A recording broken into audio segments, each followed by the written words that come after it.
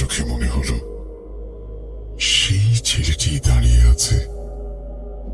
ছাদ থেকে দেখা যেত গোরস্থান, সেদিকে তাকালেই দেখা যেত সেই ছেলেটিকে। আচ্ছা, ওই কুকুরগুলো ভাবে ডাকতো কেন? কেন ওরা রোজ রোজ আসতো?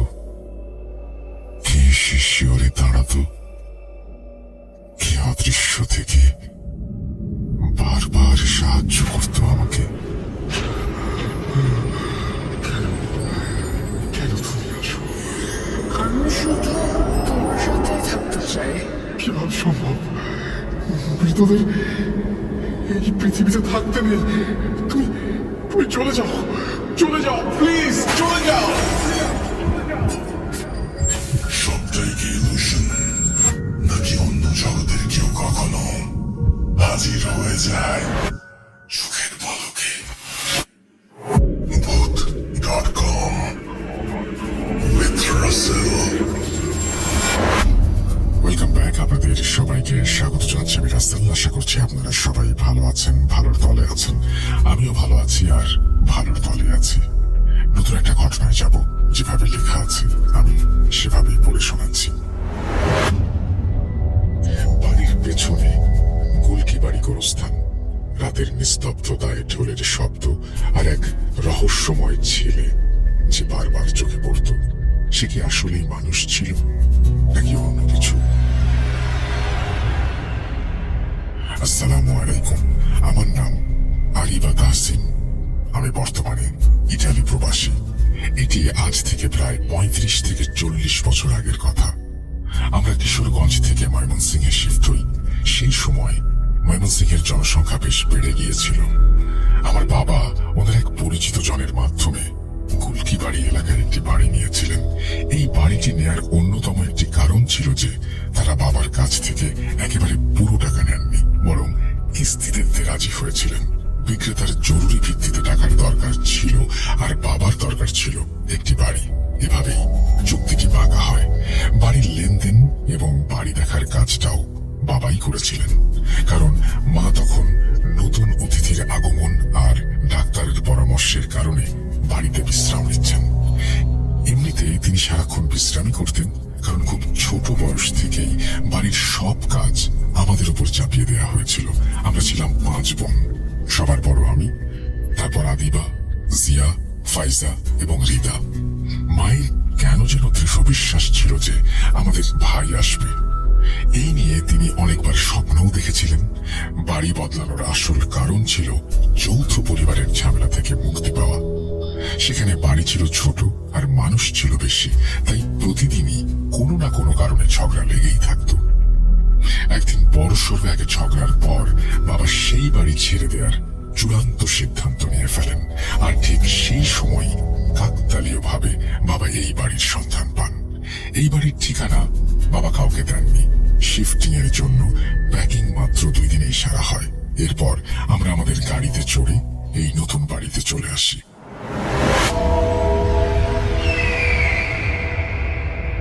বাড়িতে ঢুকেই আমরা বোনেরা মহা খুশি।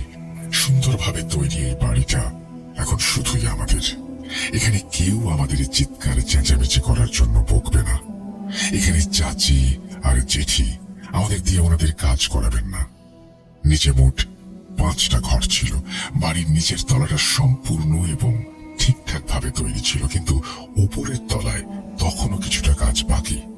সেখানে বিদ্যুতের কোনো সংযোগও ছিল না, তবে বাবা তার টেনে উপরের তলায় একটা বাল্ব লাগিয়ে দিয়েছিলেন। ছাদে যাওয়ার সিঁড়ির কোনো রেলিং তখনও লাগানো হয়নি, কোনো দরজাও ছিল না। আমরা বোনেরা ঘুরে ঘুরে পুরো বাড়িটা দেখলাম। সবাই আনন্দে লাফালাফি করছিল, কিন্তু যখন আমরা উপরের ছাদে গিয়ে পেছনের দিকে তাকালাম, তখন আমাদের সেই আনন্দে ভাটা পড়ল। আমাদের বাড়ি থেকে গুলকি বাড়ি গোরস্থান একেবারে পরিষ্কার দেখা যাচ্ছিল। সেটা আমাদের বাড়ির ঠিক পেছনে। গোরস্থানটা সেই সময় আজকের মতো এত ঘন বসতিপূর্ণ ছিল না। পুরনো গাছগুলো তখনও ছিল, তবে গোরস্থান তো গোরস্থানই হয়। আমি যেহেতু বড় আর একটু বুঝদার ছিলাম, তাই বোনদের নিয়ে নিচে চলে আসি। আমার একটাই চিন্তা ছিল, ওদের মনে যেন ভয় ঢুকে না যায়। এই বাড়িতে প্রথম দিনটা খুব ভালোভাবেই কাটলো, কিন্তু মাঝরাতে কুকুরদের প্রচন্ড ডাকাডাকিতে বন্ধের ঘুম ভেঙে গেল। এই আওয়াজটা বাড়ির পেছন দিক থেকে আসছিল। ঘুম নষ্ট হওয়ায় রিদা মুখ বাঁকাতে লাগলো, তাই আমি ওকে নিজের কাছে শুইয়ে নিলাম। এত শোরগোলের পরেও আমাকে ছাড়া বাকি সব বোন ঘুমিয়ে পড়ল।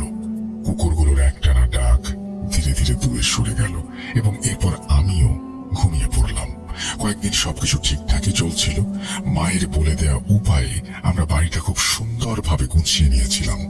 একদিন মা আমার পাশে দাঁড়িয়ে সুজির হালুয়া বানালেন এবং কয়েকটি বাড়িতে ঢেলে বাদাম দিয়ে সাজিয়ে দিলেন। মা চাচ্ছিলেন এই হালুয়াগুলো মহল্লায় পাঠাতে। আমি আর আদিবা আসরের সময় মাথায় ওড়না জড়িয়ে ট্রে হাতে গলিতে হালুয়া বিলি করতে বের হলাম। আমরা 4-5টা বাড়িতে হালুয়া দিলাম এবং নিজেদের পরিচয় করালাম। সেদিন আমরা জানতে পারলাম আমাদের পাশের দুটো বাড়ি পরিত্যক্ত। আজই আমরা প্রথমবার নিজেদের গলিটা ভালো করে ঘুরে দেখলাম। আমাদের বাড়িটাই ছিল গলির শেষ বাড়ি। আমাদের বাড়ির পর এখানে আর কিছু ছিল না। এটা ছিল একটা কানা গলি। এই কানাগুলির যে দেয়ালটা ছিল সেটাও ভাঙা। সেই ভাঙা দেয়ালের ওপাশেই নিশ্চিন্তভাবেই সেই গোরস্থানটা ছিল, যা আমাদের ছাদে দাঁড়ালেই দেখা যায়। সেই দেয়ালের পাশেই কয়েকটা কুকুর বসেছিল। নিশ্চিতভাবেই এগুলো সেই কুকুর যারা রাতে আমাদের ঘুম নষ্ট করত। দুটো বাটি বেঁচে গিয়েছিল। বাড়িতে ঢোকার আগে আমি জানি না আমার কি মনে হলো, আমি মাটিতে পড়ে থাকা একটা পলিথিন তুলে নিলাম। সেটা ছেড়ে পরিষ্কার করে তার উপর হালুয়াগুলো ছড়িয়ে রাখলাম। এই হালুয়াগুলো আমি কিছুটা দূর থেকে ওই কুকুরগুলোর সামনে রেখে এলাম। ওরা সত্যি ক্ষুধার্ত ছিল। আদিবা আর আমি দূরে দাঁড়িয়ে ওই কুকুরগুলোকে হালুয়া খেতে দেখে খুশি মনে ফিরে এলাম। আর তারপর এটাই আমাদের দৈনন্দিন রুটিন হয়ে গেল। আমি যখন রুটি বানাতাম, যেগুলো একটু মোটা বা কাঁচা থেকে যেত কিংবা ছোটরা রুটির কিনারগুলো ফেলে দিত, আমি সেগুলো ছোট ছোট করে ছিঁড়ে কুকুরগুলোকে দিতে শুরু করলাম। ওরা আমাদের বেশ পরিচিত হয়ে গেল। আর এখন রাতে ওদের ডাকার তেমন কোনো আওয়াজও আসতো না। বাবা তার কাজে চলে যেতেন, মা বিশ্রাম নিতেন, আর আমরা বোনেরা বাড়ির কাজে লেগে থাকতাম। টিভিতে বিনোদন পাওয়ার কোনো সুযোগ আমাদের ছিল না। বাবা তখনও স্কুলে ভর্তি করাননি। আমরা মেয়েরা বিকেলে ছাদে যেতে শুরু করলাম। মায়ের কড়া নির্দেশ ছিল আমরা যেন পেছনের গোরস্থানের দিকে উঁকি ঝুঁকি না দেই, কিন্তু আমরা সেখানে ঠিকই উঁকি দিতাম এবং বেশ অনেকটা সময় সেখানে দাঁড়িয়ে দেখতাম। আমাদের কাছে জায়গাটা বেশ শান্ত মনে হতো। একদিন আমরা একটু ভয় পেয়ে গেলাম। সেদিন আমরা একটা লাশ দাফন হতে দেখেছিলাম। সেদিন আমি আমার বোনদের সাথে সেখান থেকে সরে এসেছিলাম, নিচে নেমে এসেছিলাম। এরপর দুদিন আর ছাদে যায়নি। যখন তৃতীয় দিন গেলাম, তখন আমরা খেলায় এতটাই মগ্ন হয়েছিলাম যে সময়ের কোনো খেয়ালই ছিল না এবং বেশ দেরি হয়ে গিয়েছিল। মায়ের শরীরটা ভালো ছিল না, তিনি ঘুমাচ্ছিলেন, নইলে তিনি ঠিকই আওয়াজ দিয়ে আমাদের ডেকে নিতেন। যখন মাগরিবের আজান হলো, তখন আমরা তড়িঘড়ি করে দৌড় দিলাম। সবাই সিঁড়ি দিয়ে নেমে গেল। নামার সময় আমার চুলগুলো বারবার আমার মুখের উপর এসে পড়ছিল। তখন আমার মনে পড়ল চুলে লাগানো ক্লিপটা আমি কার্নিশে রেখে এসেছিলাম। আমি সেই ক্লিপটা নেয়ার জন্য পেছনে ফিরে আবার ওপরে চলে গেলাম। ক্লিপটা তুলতে তুলতে আমি নিজের অজান্তেই ঘাড় উঁচু করে গোরস্থানের দিকে উঁকি দিলাম। আমি দেখলাম আমাদের বাড়ি থেকে কিছুটা দূরে একটা ছেলে দাঁড়িয়ে আছে। সে ঘাড় উঁচু করে আমাদের বাড়ির দিকেই তাকিয়েছিল। আমি খুব ভয় পেয়ে গেলাম। সেই সময় তো দূর দূরান্ত পর্যন্ত কেউ ছিল না। তাহলে এই ছেলেটা এখানে এলো কিভাবে? ক্লিপটা ওখানে ফেলে রেখে আমি দৌড়ে নিচে চলে এলাম। আমার বুক তখন ধুকপুক করছে। নিচে আসার কিছুক্ষণ পর আমি এই ব্যাপারটা ভুলে গেলাম। সেদিন বাবার ফিরতে অনেক দেরি হয়ে গেল। যিনি মাগরিবের পরেই বাড়ি ফিরে আসেন, সেদিন রাত 10টা বেজে গেল, অথচ তার কোনো খোঁজ নেই। মা সহ আমরা সবাই চিন্তিত হয়ে পড়লাম। একে তো অচেনা জায়গা, তার উপর আমাদের সাথে কোনো পুরুষ মানুষও নেই। সময় যত গড়াচ্ছিল, দুশ্চিন্তা ততই বাড়ছিল। মা বারবার আমাকে তাড়া দেন, যাও গিয়ে দেখো তো দরজায় কেউ কড়া নাড়ল কিনা। আমি প্রতিবার দরজা খুলে দেখতাম, কেউ থাকতো না। যে কুকুরগুলোকে আমরা খাবার দিতাম, আমি দরজা খুললেই ওরা উঠে চলে আসতো। ওদের হয়তো মনে হতো আমি ওদের জন্য খাবার নিয়ে এসেছি, অথবা ওরাও হয়তো আমার দুশ্চিন্তা বুঝতে পেরেছিল। একেবারে শেষবার আমি যখন গেলাম, তখন আমার চোখে পানি চলে এসেছিল। চোখের পানির ঝাপসাতে আমার মনে হলো সামনের দিকে সেই ছেলেটাই দাঁড়িয়ে আছে যাকে আমি আজ মাগরিবের সময় দেখেছিলাম। আমি ভয় পেয়ে দরজা বন্ধ করে দিলাম এবং দৌড়ে আবার ভেতরে চলে এলাম, কিন্তু সেই মুহূর্তে কাউকে কিছু বললাম না। 10টা থেকে 11টা বেজে গেল। রিতা তো বাবা বাবা করে কান্নায় জুড়ে দিল। মা ওকে ভোলাতে লাগলেন। হঠাৎ আমার কানে সত্যিই দরজায় কড়া নাড়ার শব্দ এলো। আমি উঠলাম এবং এবার আদিবাকেও সাথে নিলাম। আমরা দৌড়ে গেলাম। দরজা খুলতেই দেখলাম অচেনা একজন লোক দাঁড়িয়ে আছে। তিনি বাবার খবর নিয়ে এসেছেন। তিনি জানালেন যে বাবা এক জায়গায় আটকে গেছেন। খবর পাঠিয়েছেন যে কেউ যেন চিন্তা না করে, তিনি জলদি ফিরে আসবেন। তিনি কে, আসল ঘটনা কি, এসব কিছু না জিজ্ঞেস করেই আমি খুশিতে দৌড়ে মায়ের কাছে চলে এলাম। আমরা যখন মাকে জানালাম বাবা ঠিক আছেন, তিনি জলদি আসবেন, তখন প্রথমেই তিনি খুব খুশি ও নিশ্চিন্ত হলেন। কিন্তু যখন পুরো বিস্তারিত জানতে পারলেন তখন তিনি সাথে সাথে বাইরে খোঁজ নিতে ছুটলেন। কিন্তু বাইরে তো কেউ ছিল না। মা ভয় পাচ্ছিলেন এবং বলছিলেন আমাদের উচিত ছিল তাকে সাথে সাথে ভেতরে ডাকা। যাই হোক না কেন, আমরা সবাই সাময়িকভাবে নিশ্চিন্ত হয়েছিলাম। সব বোন মায়ের পাশে শুয়ে পড়ল। ভোরে আজানের সময় আমাদের বাড়ির দরজায় কড়া নাড়ার শব্দ হলো। সবাই ঘুম থেকে জেগে উঠলাম। যে এসেছিল সে খুব অধৈর্য হয়ে দরজায় কড়া নাড়ছিল। দরজা খুলতেই খুশির বন্যা বয়ে গেল। বাবা ফিরে এসেছেন, কিন্তু তিনি একটু খুঁড়িয়ে খুঁড়িয়ে হাঁটছেন। হয়তো আহত হয়েছিলেন। তিনি আমাদের জন্য খুব চিন্তিত ছিলেন এবং আমরাও তার জন্য। আসলে বাবার অ্যাক্সিডেন্ট হয়েছিল। ওনার বাইকটা উল্টে গিয়েছিল এবং তিনি ঝোপের মধ্যে পড়ে গিয়েছিলেন। তখন মাগরিবের আজানের সময় ছিল। তিনি জ্ঞান হারিয়ে ফেলেছিলেন। যখন জ্ঞান ফিরল তখনও তিনি সেখানেই অন্ধকারে পড়েছিলেন আর দোয়া করছিলেন যেন আল্লাহ পাক তাকে সহি সালামতে আমাদের কাছে পৌঁছে দেন। তার দোয়া কবুল হয়ে গেল। কোথা থেকে যেন দুজন লোক এলো এবং বাবাকে হাসপাতালে নিয়ে গেল। তার ক্ষতস্থানে ব্যান্ডেজ করানো হলো এবং তারা তাকে বাড়ি পৌঁছে দিয়ে গেল। আমরা যখন বাবাকে জানালাম যে আমরা খবর পেয়েছিলাম, তিনি খুব অবাক হলেন। তিনি তো কাউকে পাঠাননি এবং যারা তাকে হাসপাতালে নিয়ে গিয়েছিল তিনি তাদেরও চিনতেন না। যাই হোক, আমাদের পরিবার এই বিপদ থেকে রক্ষা পেল। সকালে একজন বন্ধুকে ডেকে বাবা সেখান থেকে গাড়িটি তুলে গ্যারেজে পাঠিয়ে দিলেন। যারা গাড়িটি তুলতে গিয়েছিল তারা বলছিল গাড়িটা কেউ সোজা করে রাস্তার পাশে লাগিয়ে রেখেছে। এই ঘটনাটি বাবাকে ভাবাতে বাধ্য করলো যে তিনি ছাড়া আমাদের খেয়াল রাখার মতো আর কেউ নেই। তিনি খুব চিন্তায় পড়ে গেলেন। সবার আগে তিনি দৌড়াদৌড়ি করে বাড়ি থেকে টেলিফোনের সংযোগ নিলেন। সেই টেলিফোন যেটায় আঙুল ঢুকিয়ে ডায়াল করে তারপরে কারোর সাথে কথা বলতে হয়। এটাও আমাদের জন্য খুব ভালো একটা পরিবর্তন ছিল। এখন বাড়িতে ফোন আছে। তখন তো হাসপাতালের সব কাজ মাথার ওপর পড়েছিল। বাবা সিদ্ধান্ত নিয়ে ফেলেছিলেন তিনি হাসপাতালে গেলে মেয়েদেরও সাথে করে নিয়ে যাবেন। নানা বাড়ির দিক থেকে আমাদের শুধু একজন খালা ছিলেন, কিন্তু তিনি ত্রিশাল থাকতেন। আমরাও অনেক দিন ধরে তাকে দেখিনি। মা তাকে ফোন করেছিলেন এবং তিনি আসার প্রতিশ্রুতিও দিয়েছিলেন। এটাও আমাদের জন্য খুব একটা ভালো সংবাদ ছিল, কারণ আমাদের দাদা বাড়ির লোকজন এতটাই ঝগড়াটে ছিল যে বাবা নিজেই তাদের কাছ থেকে মুক্তি নিয়েছিলেন। তবে যাই হোক, এই ভরা সংসারে বিপদের দিনে অন্তত এই সান্ত্বনাটুকু ছিল যে আমরা একা নই। সমস্যার সমাধান খুঁজে নেওয়া হয়েছিল। খালা যদি নাও আসতেন তবুও বাবা আমাদের সাথে করে নিয়ে যেতেন। এই সময়ের মধ্যে গোরস্থানের সেই ছেলেটাকে আমি আর দেখতে পাইনি, আর আমার ওর কথা মনেও ছিল না। আমরা আগের মতো ছাদেও যেতে পারতাম না। আমাদের বইপত্র চলে এসেছিল, আর বাবার কড়া নির্দেশ ছিল স্কুলে ভর্তির সুবিধার জন্য আমাদের প্রতিদিন অবশ্যই পড়ালেখা করতে হবে। এখন প্রায়ই এমন হতে লাগলো যে রাতে আমার ঘুম ভেঙে যেত। মনে হতো কেউ এই মাত্র ঘর থেকে বেরিয়ে গেল। কখনো মনে হতো কেউ যেন আমার শিওরে দাঁড়িয়ে আছে। এক রাতে হঠাৎ ঘুম ভেঙে গেল। পুরো বাড়ি একেবারে নিস্তব্ধ, কিন্তু সেই নিস্তব্ধতার মাঝে একটা হালকা আওয়াজ প্রতিধ্বনিত হচ্ছিল। ঢম ঢম ঢম। মনে হচ্ছিল কেউ যেন অনেক দূর থেকে ঢোল বাজাচ্ছে।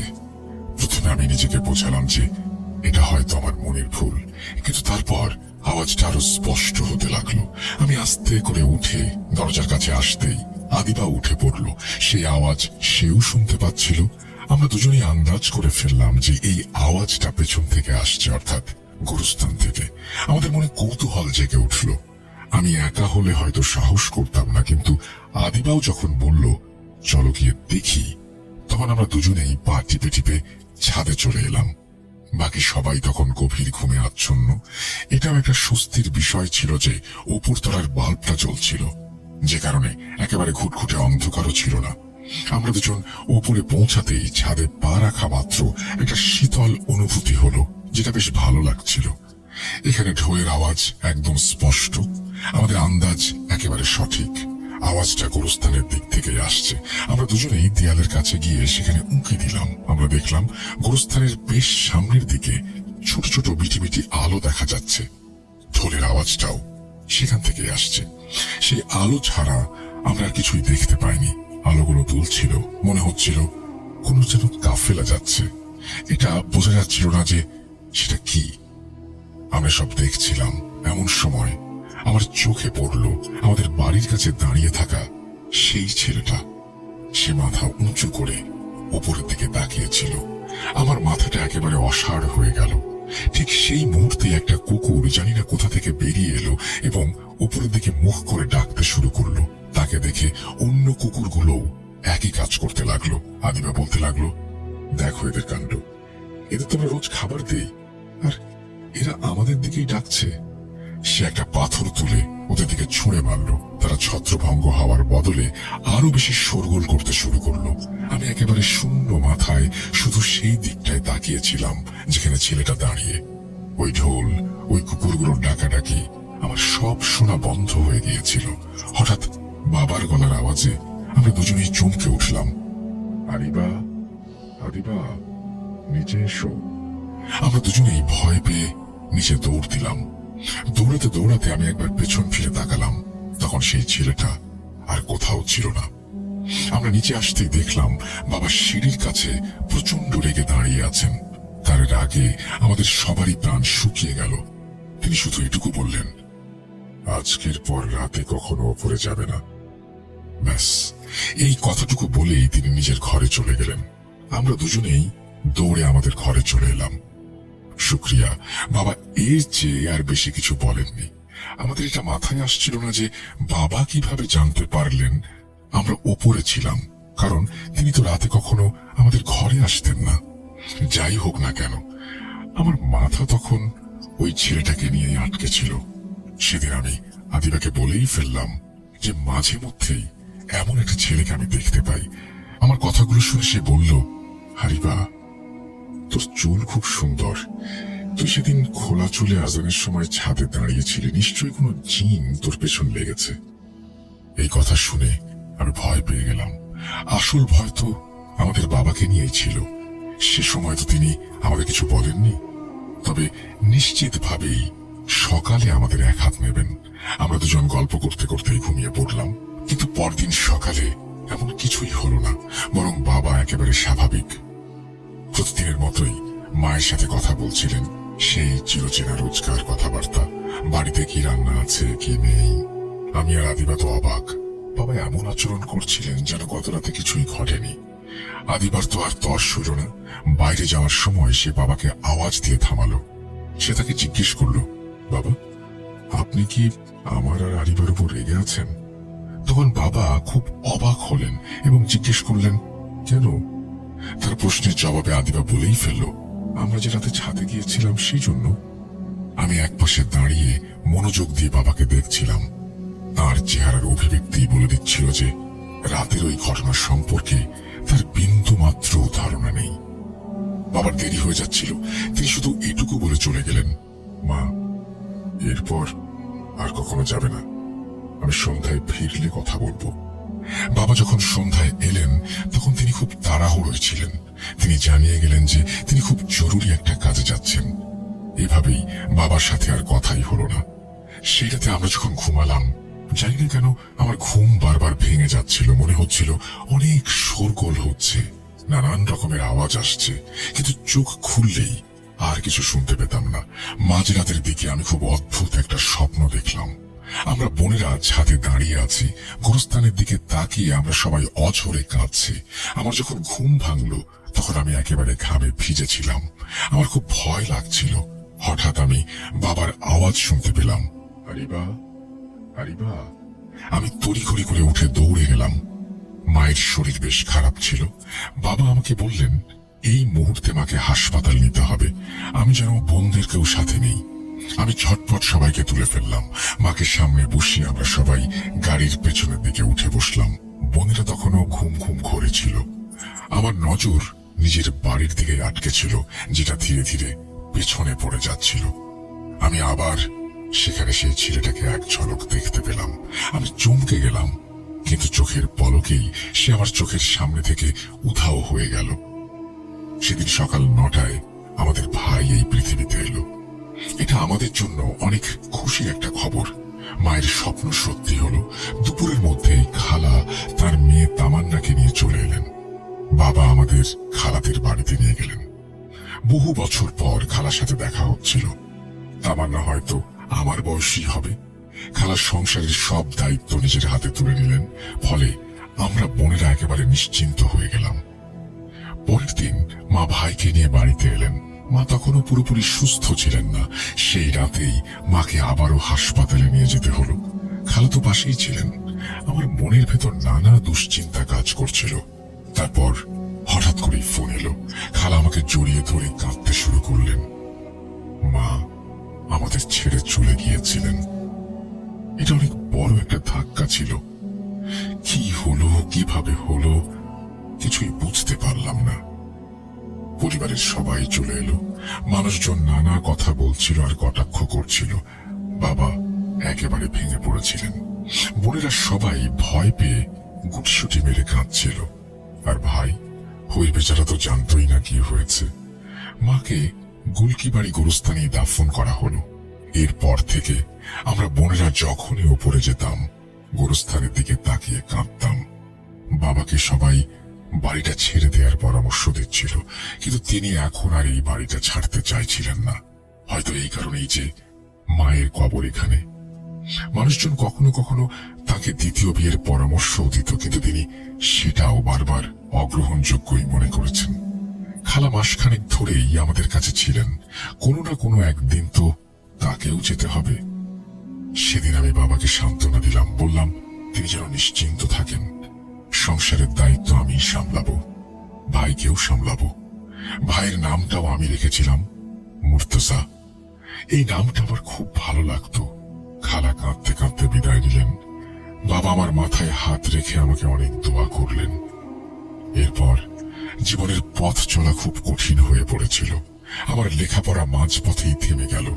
তবে ভাই বোনদের পড়িয়েছি, বাবাকে সামলেছি। তা সত্ত্বেও আমার রুটিগুলো এখন বেশ ভালোই হতো। আমি 2টো রুটি বানিয়ে বাইরের কুকুরগুলোকে দিয়ে আসতাম। দীর্ঘকাল যাবৎ এটাই ছিল আমার দৈনন্দিন রুটিন। মুর্তজা যখন বড় হলো তখন সে নিজে দিয়ে আসতো। এই পুরো সময়টাতে এমন অনেক কিছু ঘটতো, যেন কোনো অদৃশ্য শক্তি আমাকে সাহায্য করছে। আমি নিজেই অবাক হয়ে যেতাম। এরপর যখন সেই ভাঙা দেয়ালটা পাকা হয়ে গেল, তখন সেই কুকুরগুলোও সেখানে আসা বন্ধ করে দিল। ফলে আমাদের সেই নিয়মটাও শেষ হয়ে গেল। আমি সেই ছেলেটাকে আর কখনো দেখতে পাইনি। তবে আমি প্রায় রাতে চমকে উঠে বসে পড়তাম। সেই একই মনের ভুল, যেন কেউ শিওরে দাঁড়িয়ে আছে। কখনো মনে হতো গোরস্থান থেকে আওয়াজ আসছে। তবে গোরস্থান থেকে যত আওয়াজই আসুক না কেন, আমরা সেখানে উঁকি দেয়া একেবারেই ছেড়ে দিয়েছিলাম। ধীরে ধীরে সেই ভয়, সেই অনুভূতি কোথায় যেন হারিয়ে গেল। একটা সময় এলো, উপরতলা পুরোটা তৈরি করে যাতায়াতের আলাদা পথ করে সেটা ভাড়া দিয়ে দেওয়া হলো। বাবা অনেক চেষ্টাই করেছিলেন যেন আমি নিজের সংসার গুছিয়ে নিতে পারি। তিনি আমার বেড়ে চলা বয়স নিয়ে অনেক চিন্তিত ছিলেন, কিন্তু আমার বিয়ে আর হলো না। যেখানেই সম্বন্ধের কথা উঠত ভেস্তে যেত। আমার আগে 3 ছোট বোনদের বিয়ে দিতে চাইতেন না, কিন্তু আমি তাকে রাজি করিয়েছিলাম। নিজে আনন্দে এগিয়ে গিয়ে ছোট বোনদের বিয়ে দিলাম। আমি প্রায় স্বপ্ন দেখতাম আমার বিয়ে হয়ে গেছে আর আমি আলাদা একটা বাড়িতে থাকছি, কিন্তু ওটা শুধুই স্বপ্ন। এমন একটা সময় এলো যখন আমি, মুর্তজার বাবা, এই 3জনই শুধু এই বাড়িতে রয়ে গেলাম। কয়েক বছর আগে বাবাও যখন আমাদের ছেড়ে চলে গেলেন তখন আমরা তাকেও গুলকিবাড়ি গোরস্থানে দাফন করলাম। সময়ের সাথে সাথে সেখানে অনেক ঘন বসতি গড়ে উঠেছিল। আগের মতো সেই পরিবেশ আর ছিল না। শেষমেশ মুর্তজা ওই বাড়িটা বিক্রি করে দিয়ে সবাই যার যার ভাগ বুঝে নিল, আর আমাকে সাথে নিয়ে ইটালি চলে এলো। ইটালি যাওয়াটা ওর স্বপ্ন ছিল, সেটা পূরণ হলো, আর ইটালি এসে আমার স্বপ্নটাও পূরণ হলো। হ্যাঁ, এখানে এসে মুর্তজা আমার বিয়ে দিল জিহান আহমেদের সাথে। তিনি ছিলেন ওর বস। স্ত্রীর মৃত্যুর পর তিনি একাকী জীবনযাপন করছিলেন। আমার স্বপ্ন পূরণ হলো। কখন, কোথায়, এগুলো হয়তো বাবার দোয়াই ছিল। আমি বাড়ি ছাড়ার আগে এলাকার মসজিদের হুজুরের সাথে কথা বলেছিলাম এই বিষয়ে। উনি বলেছিলেন আমার ওপর নাকি এক জিন আশেক হয়েছিল, আর ওই ছেলেটাই নাকি ছিল সেই জিন। কিন্তু কোনো এক কারণে সে আমার কাছে আসতে পারত না। আমার বাবা ডাক্তার ছিলেন, হয়তো অনেকের দোয়াতে ওনার সাথে ভালো কোনো মাখলুক ছিল, যার খবর ওনার নিজেরও হয়তো জানা ছিল না। এই ছিল ঘটনা। আসসালামু আলাইকুম। এই বলে সাবিত আলম আমাদের ঘটনাটি শেষ করেছেন। আশা করছি এই ঘটনাটি আপনাদের ভালো লেগেছে। যদি ভালো লাগে অবশ্যই জানাবেন। আমরা চলে যাব আমাদের পরবর্তী ঘটনায়।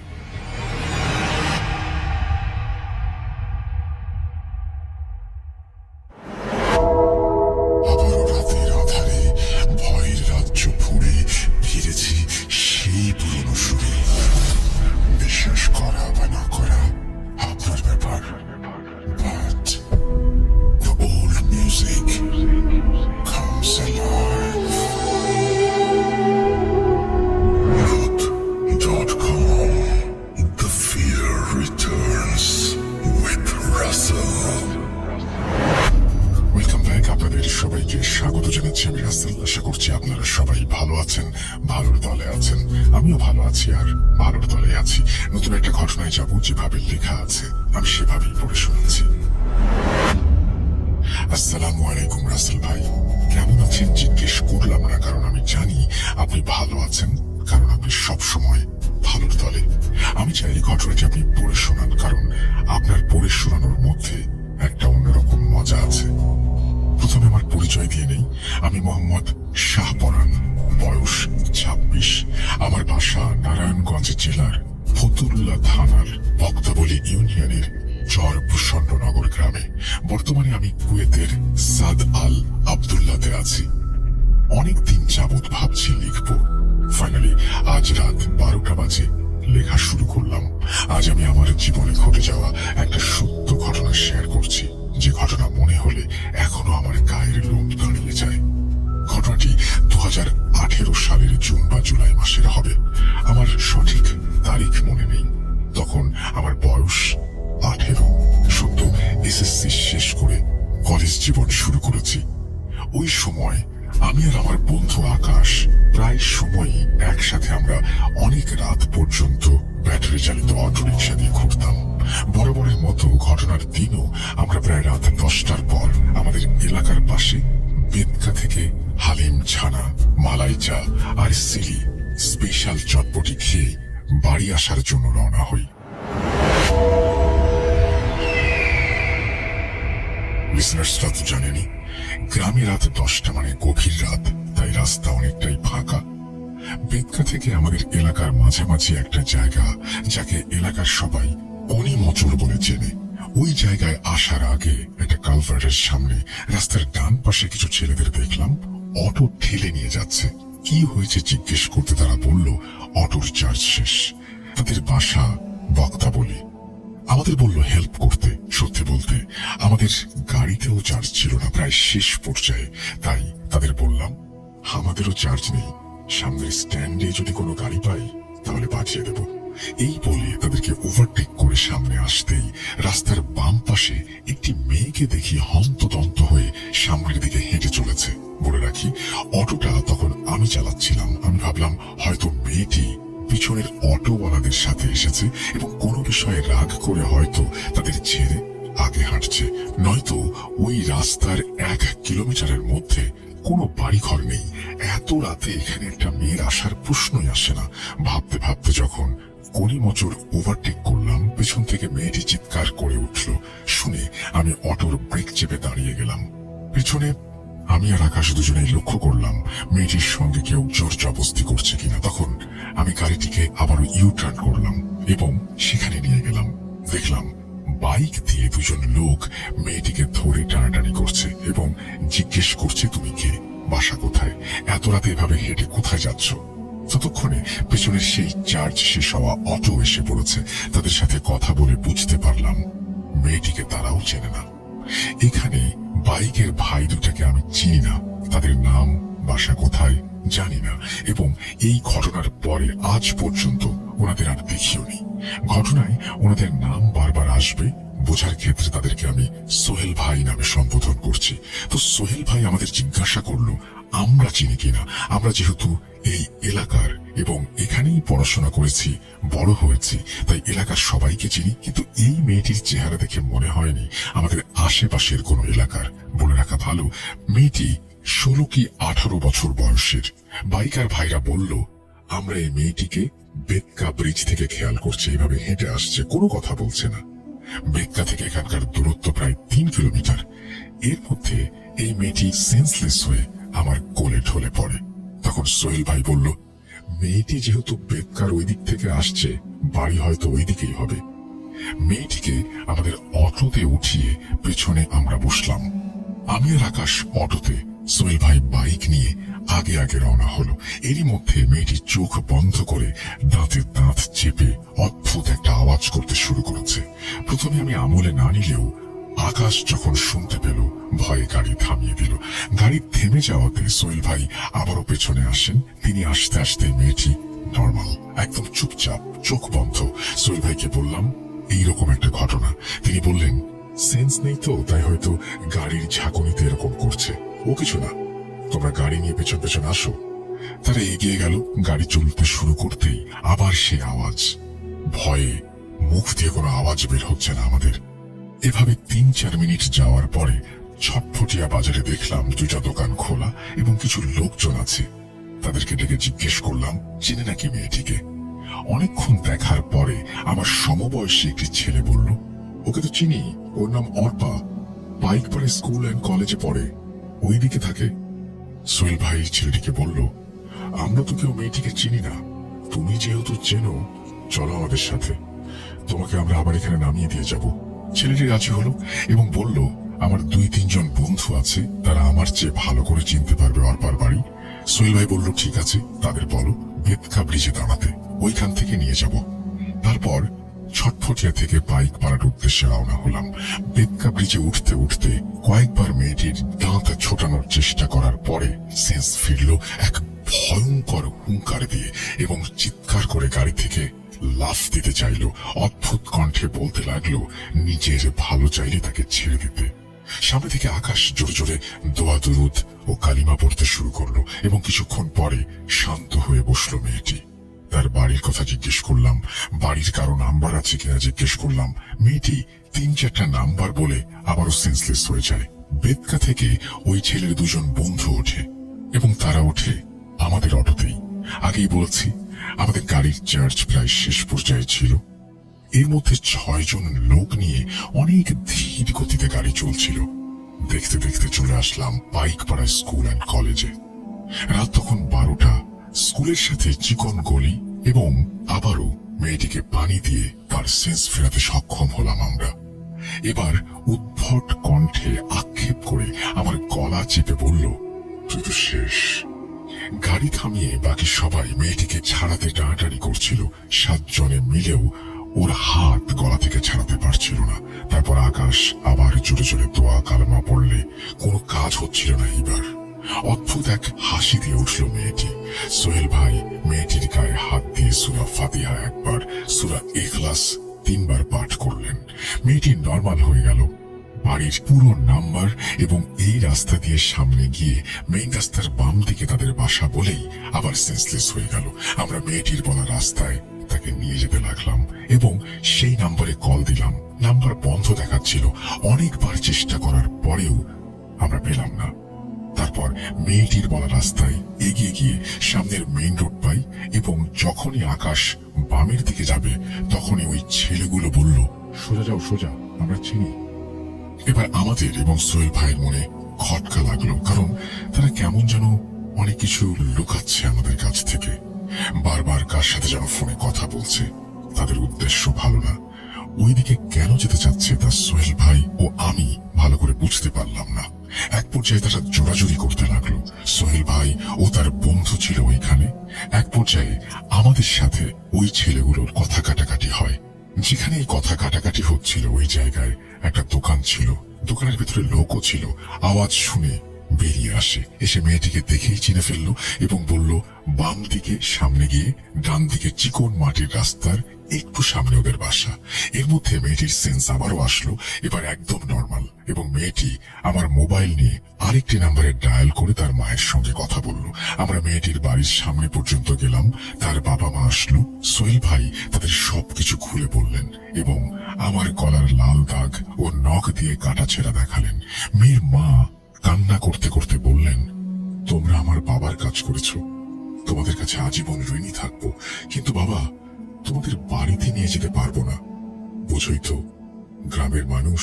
এত রাতে মেয়েটি ঘর থেকে বের হয়ে গেছে, তার মধ্যে গভীর রাতে এতগুলো ছেলে বাসায় দিয়ে গেছে শুনলে মানুষ বাজে মন্তব্য করবে। গরিবের তো মান ইজ্জতে সব। আমরাও তাদেরকে বললাম, এগুলো কোনো বিষয় না, মেয়েটির খেয়াল রাখবেন, বেঁচে থাকলে আবার দেখা হবে। এই বলে তাদের কাছ থেকে বিদায় নিয়ে চলে আসলাম। কি ভাবছেন ঘটনা শেষ? না, ঘটনা শেষ নয়, মূল ঘটনা ঘটে এখান থেকেই।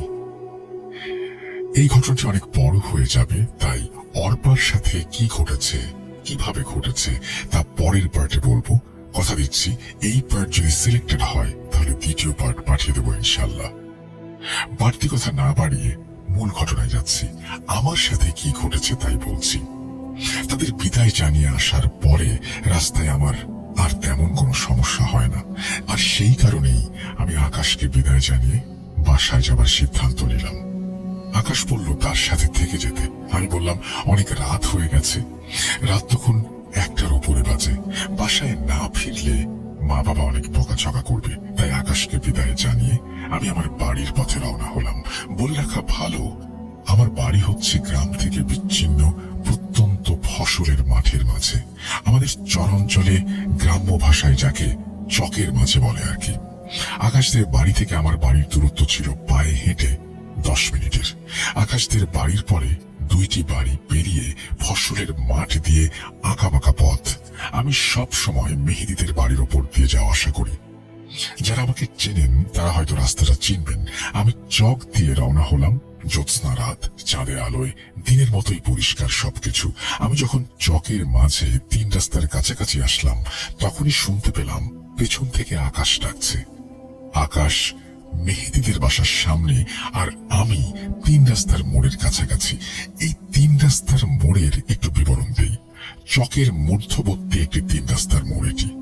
একটি রাস্তা সোজা আমাদের বাড়ির দিকে চলে গেছে, একটি হিন্দুদের মন্দিরের দিকে গেছে, আর অন্যটি চকের আরেক পাশে কিছু হিন্দু সম্প্রদায়ের মানুষজন থাকে তাদের বাড়ির দিকে।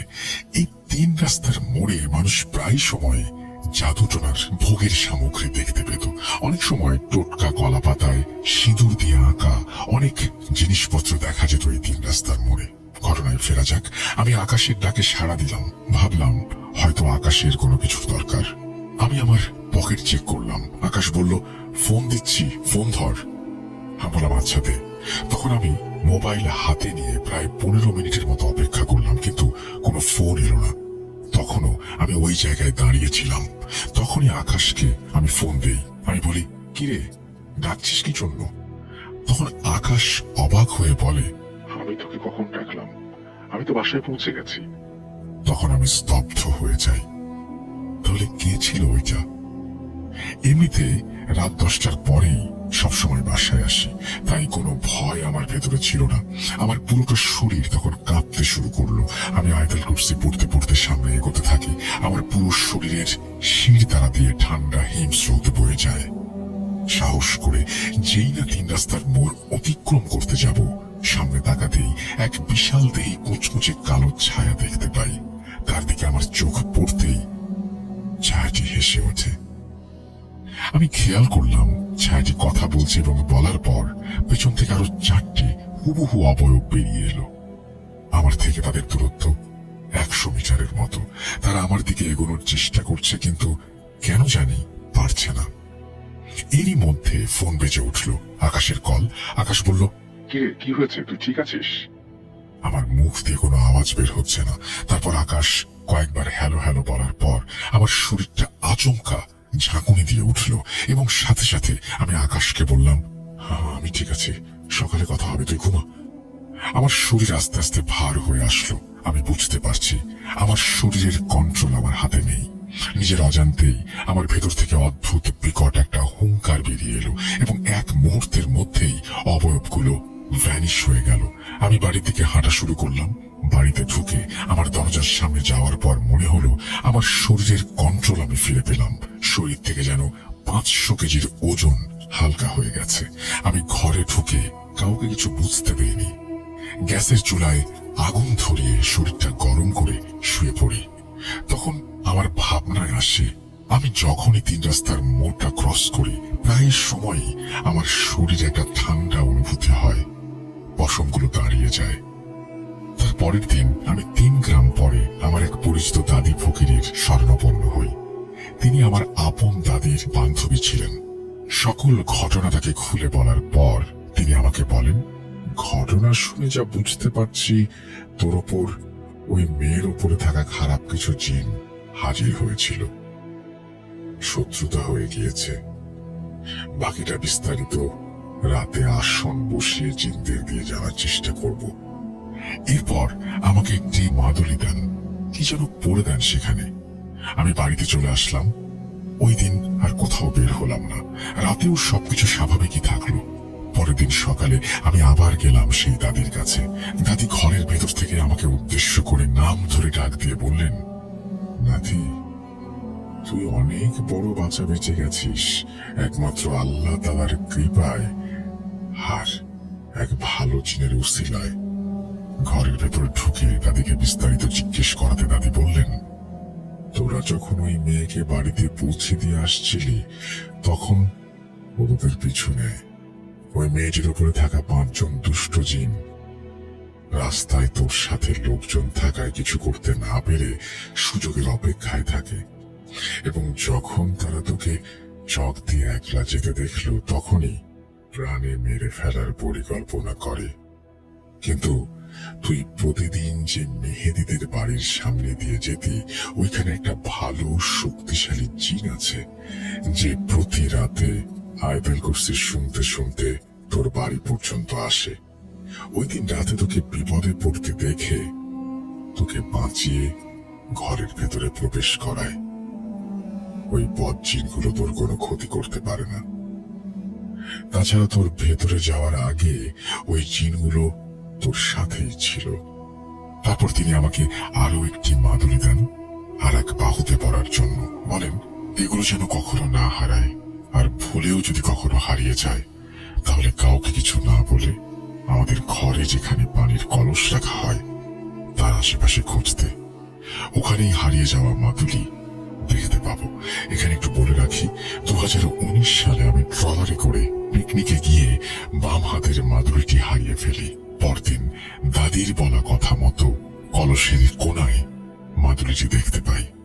ট্রলারে করে পিকনিকে গিয়েছিলাম বেলতলির মেলায়, হারালাম ওইখানে, পেলাম আমার বাড়িতে। আমার সেই দাদি এখন বেঁচে নেই।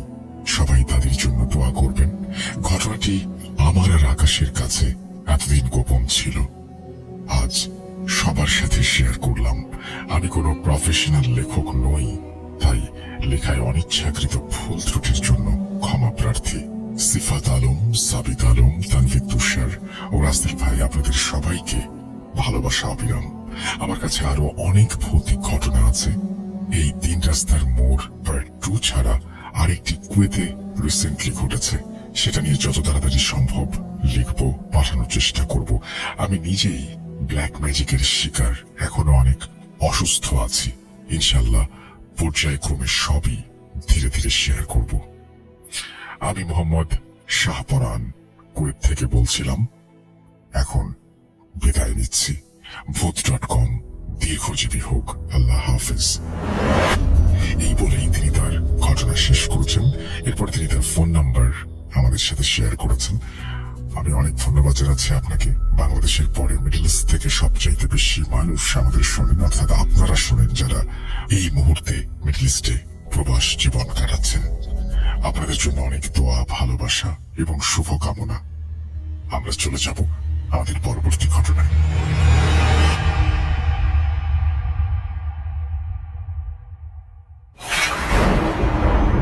লুকোচুরি খেলবে?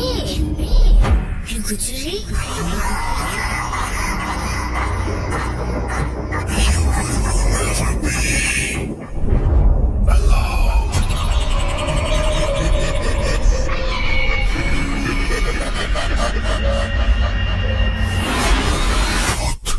Vote.com. The fear returns with Russell. Welcome back. আপনাদের সবাইকে স্বাগত জানাচ্ছি আমি রাসেল। আশা করছি আপনারা সবাই ভালো আছেন, ভালোর দলে আছেন। আমিও ভালো আছি, ভালোর দলে আছি। নতুন একটা ঘটনায় যাব এবং আশা করছি ঘটনাটি আপনাদের ভালো লাগবে। ঘটনাটি এসেছে মিডল ইস্ট থেকে। মিডল ইস্টের যে কোনো ঘটনা আমি আসলে চেষ্টা করি পড়ে ফেলতে, এবং ঘটনাগুলো খুব অন্যরকম হয়। ঘটনায় যাই, যেভাবে লেখা আছে আমি সেভাবেই পড়ে শোনাচ্ছি। আসসালামু আলাইকুম রাসেল ভাই ও লিসেনার্স। আমিও ভালো থাকার দলে। আমি মোহাম্মদ ইসমাইল হোসেন ইমি, সৌদি আরব প্রবাসী। ইতোমধ্যে আমি আমার মর্গের ফাঁসি দেওয়ার লাশের ঘটনাটি শেয়ার করেছি। আজকে আমি আমার বোনের সাথে মাদ্রাসায় হাফেজা জিনের ঘটনা শেয়ার করব।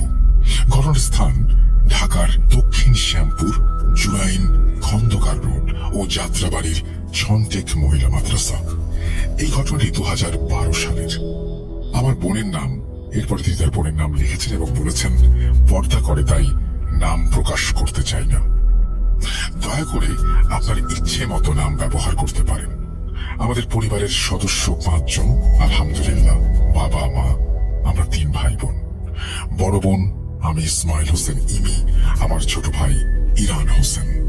আমার বাবার তখন কনফেকশনারি স্টোর ছিল আমাদের জুরাইন খন্দকার রোডের এলাকায়।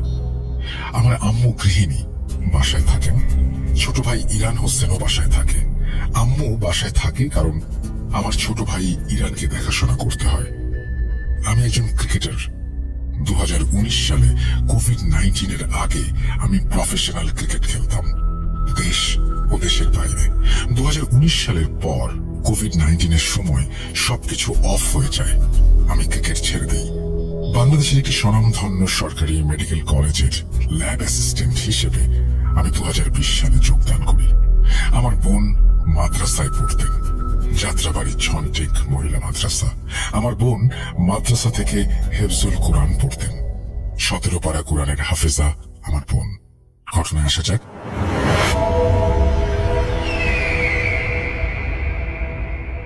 2012 সাল বৈশাখ মাসে বৃষ্টি হচ্ছে তখন।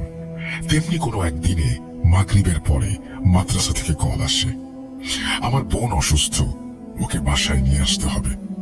কি হয়েছে সেটা কিন্তু বলেনি।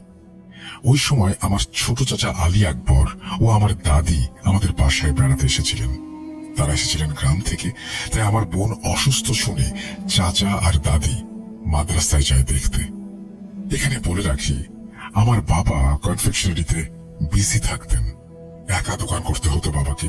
আমার মা ছোট ভাই ইরানকে নিয়ে বাসায় থাকতেন, কারণ ও অ্যাবনর্মাল হওয়াতে আম্মু সব সময় ওকে নিয়ে থাকতেন, কোথাও যেতেন না। আর আমি তখন খেলা নিয়ে দেশের বিভিন্ন জেলায় ঘুরে বেড়াচ্ছি, বাসায় ছিলাম না। তাই আমার বোনকে দেখতে চাচা আর দাদি গেলেন। আমার বোনের অনেক জ্বর হওয়াতে ছুটি নিয়ে বাসায় চলে আসে চাচা ও দাদি। বাসায় এনে তখনই আমাদের এলাকার মুজাহিদ ক্লিনিক ফার্মেসি ছিল, সেখানে ডাক্তার দেখানো হয়। আমি রাতে এশার নামাজের পর বাসায় এসে সব শুনি আমার বোন অসুস্থ, ডাক্তারের কাছে নিয়ে গেছে। তাই আমিও ক্লিনিকে যাই। ডাক্তার দেখানোর পর সবকিছু স্বাভাবিক ছিল। সাধারণ জ্বরের ঔষধ দিয়ে বাসায় পাঠিয়ে দেওয়া হয়। রাতে নিয়ে আসার পর খাবার ও ঔষধ খাইয়ে শুইয়ে দিই আমরা আমার বোনকে। রাত 11টার পর আমার বোন হঠাৎ করে শোয়া থেকে উঠে বসে, যেভাবে মহিলারা নামাজ পড়ে ঠিক সেইভাবে চুপচাপ থাকে। আমার দাদি ওকে দেখতে পেয়ে কাছে গিয়ে জিজ্ঞেস করে কি হয়েছে। কোনো কথা বলে না, চুপচাপ বসেছিল। কয়েকবার বলার পর আমার বোন আমার দাদিকে বলে, এই, আমাকে ডিস্টার্ব করছিস কেন? আমার দাদি, চাচা, আমরা সবাই অবাক হয়ে যাই। এখানে কিছু সমস্যা আছে। আর আমাদের পরিবারের সবাই তখন বুঝতে পারি ও এমন করে কথা কেন বলছে। কারণ আমার আম্মু, আমার ছোট ভাই ইরান, আমাদের পরিবারের সবার এই জিনের সমস্যা অনেক আগে থেকেই, ছোটবেলা থেকেই। তাই সবাই বুঝতে পারছে কি হয়েছে। আমার চাচা আমার বোনকে ধরেছিল, ধরে বলেছিল, কি হয়েছে, দাদির সাথে এমন করে কথা বলে নাকি কেউ? এটা বলার সাথে সাথে আমার চাচাকে থাপ্পড় মেরেছে 2-3টা। আমার দাদি সাথে সাথে দোয়া পড়ে একটা গ্লাসে দম করে পানি ছিটিয়ে দেন, কিন্তু তাতে কিছু হয়নি। পরে আম্মু আমাকে বলে মসজিদে গিয়ে ইমাম সাহেব বা মুয়াজ্জিন হুজুরকে ডেকে নিয়ে আসতে। আমি মসজিদে গিয়ে ইমাম সাহেবকে না পেয়ে মুয়াজ্জিন হুজুরকে ডেকে নিয়ে আসি। তখন এসে দেখি 15 কি 20 মিনিটের মধ্যে আমার বোন স্বাভাবিক হয়ে গেছে। তাকে খাবার খাওয়ানো হয়েছে, তার নাকি ক্ষুধা লেগেছে। মুয়াজ্জিন হুজুর দেখে বুঝতে পারলেন আমার বোন নর্মাল কথা বলছে। তখন সবই ঠিক ছিল। তারপরেও হুজুর পানি পড়া, তেল পড়া দিয়ে 11 কিট কালো সুতা দিয়ে গেলেন। ওই রাতে আর কোনো সমস্যা হয়নি। পরের দিন আমি বাইরে ছিলাম, মাগরিব পড়ে এসে শুনি আমার বোন আজানের সময় থেকে কেমন যেন করছে। আম্মু আমাকে বলল মসজিদে গিয়ে ইমাম সাহেবকে নিয়ে আসতে। আমি ইমাম সাহেবকে সব বললাম। ইমাম সাহেব বললেন এশার নামাজের পর আমাদের বাসায় আসবেন। আমি বাসায় যেয়ে বললাম আম্মুকে সব। ইমাম সাহেব এশার নামাজের পর বাসায় আসতে চেয়েছেন। ওইদিকে আমাদের বাসার সবাই আমার বোনকে ধরে রাখতে পারছে না। জিনটি বলছে আমার বোনকে নিয়ে যাবে মাদ্রাসায়। এদিকে আমার চাচা, দাদি, আমাদের পাশের ফ্ল্যাটের এক ভাবি, তার শাশুড়ি, 4 জন মিলেও আমার বোনকে ধরে রাখতে পারছে না। তখন আমার বোনের বয়স ছিল 16 বছর। আমি আমার বোনের 1 বছরের ছোট। আমিও তাকে ধরে রাখতে পারছিলাম না। অনেক কষ্ট করে আমরা সবাই মিলে কোনো রকমে তাকে আটকে রাখি। নামাজের পর হুজুর আমাদের বাসায় আসেন। ততক্ষণে আমার বোন অনেকটা শান্ত হয়ে গিয়েছিল, বিছানায় বসা ছিল। হুজুরকে দেখে সালাম দিলেন আমার বোন। তারপর বললেন আমাকে মাদ্রাসায় দিয়ে আসতে বলেন, এখানে আমার কোনো কিছুই করতে পারছি না। হুজুর সবকিছু শুনে বললেন, তুমি কে, কেন ওকে কষ্ট দিচ্ছ? তখন সে বলল, আমি জান্নাতুল তাজরিয়া, আমি ওর সাথে হেফজে পড়ি। আমার ওকে ভালো লাগে, সবসময় ওর সাথে থাকি। হুজুর পরে অনেক কথা বলেন, এটাও বলেন কতদিন ধরে সে আমার বোনের সাথে আছে। উত্তরে সে বলে 3 বছর। আমার বোন ওই মাদ্রাসায় 2006 থেকে পড়াশোনা করে। হুজুর বলেন তুমি ওকে ছেড়ে দাও, পড়াশোনা করতে সমস্যা হয়, তোমার জন্য ওর পড়াশোনার ক্ষতি হচ্ছে। তুমি যদি ওর কাছে আসো তাহলে ওর কষ্ট হয়। তুমি ওর সাথে পড়াশোনা করো, তোমার যদি ওকে ভালো লাগে তাহলে দূর থেকে ওর সাথে থাকো, কাছে এসো না। হুজুর অনেকভাবে বোঝানোর চেষ্টা করে, কিন্তু কিছুতেই সে বুঝতে চায় না। আমার বোনের ভেতরে থাকা জান্নাতুল তাজরিয়া পরে ওই দিন রাতেই অনেক বোঝানোর পর চলে যেতে রাজি হয়। পরে ইমাম সাহেব আমাদের বললেন আমার বোনকে একটা জায়গায় নিয়ে যেতে হবে। ইমাম সাহেব একটা ঠিকানা দিলেন, চাঁদপুর উজানি বড় মাদ্রাসার পীর সাহেবের ওখানে আমার বোনকে নিতে হবে। ওই দিন রাতে ইমাম সাহেব দোয়া পড়ে আমাদের বাসা বন্ধ করে দিয়ে যান, পানি ও তেল পরা দিয়ে যান, 2টা কাগজ, তাবিজ, কালো সুতা দিয়ে পেঁচিয়ে দিয়ে যান, আর তাড়াতাড়ি চাঁদপুর উজানি বড় মাদ্রাসার পীর সাহেবের কাছে নিয়ে যেতে বলেন। আর আমাকে বলেন পরের দিন সকালে ফজরের নামাজের পরে নদীর সাতঘাটের পানি, একদমে কেনা কালো সুতা, জাফরান রং, একটা কুরআন শরীফ ও একটা জায়নামাজ কিনে ইমাম সাহেবের সাথে দেখা করতে। তারপর আমি ও আমার ছোট চাচা সব জোগাড় করি। ওই দিন চাঁদপুর উজানি বড় মাদ্রাসার পীর সাহেবের কাছে যাই। আমার চাচা, আমার দাদি ও ফুপি ছিল সেখানে। উজানি বড় মাদ্রাসায় পীর সাহেব রুকাইয়া করেন এবং জান্নাতুল তাজরিয়াকে বিদায় করেন, আলহামদুলিল্লাহ। কিন্তু জান্নাতুল তাজরিয়া যাওয়ার সময় বলে যায় আমার বোন আর কখনো আগের মতো পড়াশোনা করতে পারবে না। তারপর থেকে আমার বোনের আর পড়াশোনা হয়নি, আলহামদুলিল্লাহ। এখন আমার বোনের বিয়ে হয়েছে, তার হাজবেন্ডের সাথে সে ভালো আছে। এরপর থেকে আর কোনো সমস্যা হয়নি, কিন্তু আমার বোন মাঝে মাঝে ঘুমালে অনুভব করে কেউ তার পাশে আসে। মাঝে মাঝে বেশি ভয় পেলে আমাকে নিয়ে ঘুমায়, আর এখন ঘুমাতে অনেক সময় পারেই না। ওর হাজবেন্ড সৌদি আরব থাকায়, আমি দেশে না থাকায় আমার আম্মু ওর বাসায় যেয়ে থাকেন। এই ছিল আমার বোনের সাথে ঘটা ঘটনা, 100% সত্যি। আপনাকে অনেক শুক্রিয়া রাসেল ভাই এত কষ্ট করে ঘটনাটি পড়ার জন্য। প্রিয় লিসেনার্স, অনেক ধন্যবাদ আমার এই ঘটনাটি শোনার জন্য। আমার পরিবারের জন্য সবাই দোয়া করবেন। এই বলেই তিনি তার ঘটনা শেষ করেছেন। আশা করছি এই ঘটনাটি আপনাদের ভালো লেগেছে। যদি ভালো লাগে অবশ্যই আমাদের জানাবেন। আমরা চলে যাব আমাদের পরবর্তী ঘটনায়।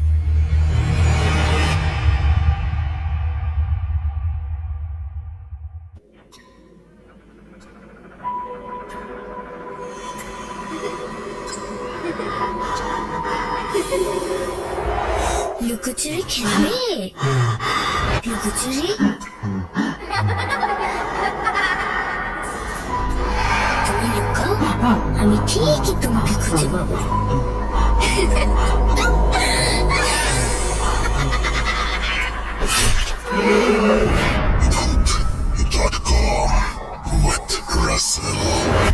Welcome back. আশা করছি আপনারা সবাই ভালো আছেন, ভালোর দলে আছেন। আমিও ভালো আছি আর ভালোর দলে আছি। আমরা ইমেল শুনলাম, এবার যাবো অডিও ক্লিপে।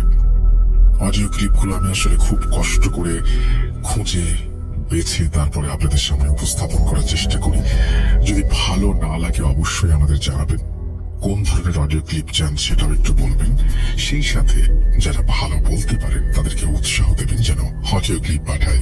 অডিও ক্লিপ নিয়ে আমাকে অনেক কথা শুনতে হয়, কিন্তু আমার যুক্তি একটাই, যার ঘটনা তিনি যদি তার ভাষায় তার মতো করে বলতে পারেন তাহলে সেটার যে একটা আলাদা ব্যাপার, সেই ব্যাপারটা কিন্তু সত্যি আমার কাছে খুব ভালো লাগে। আমরা ঘটনায় চাই।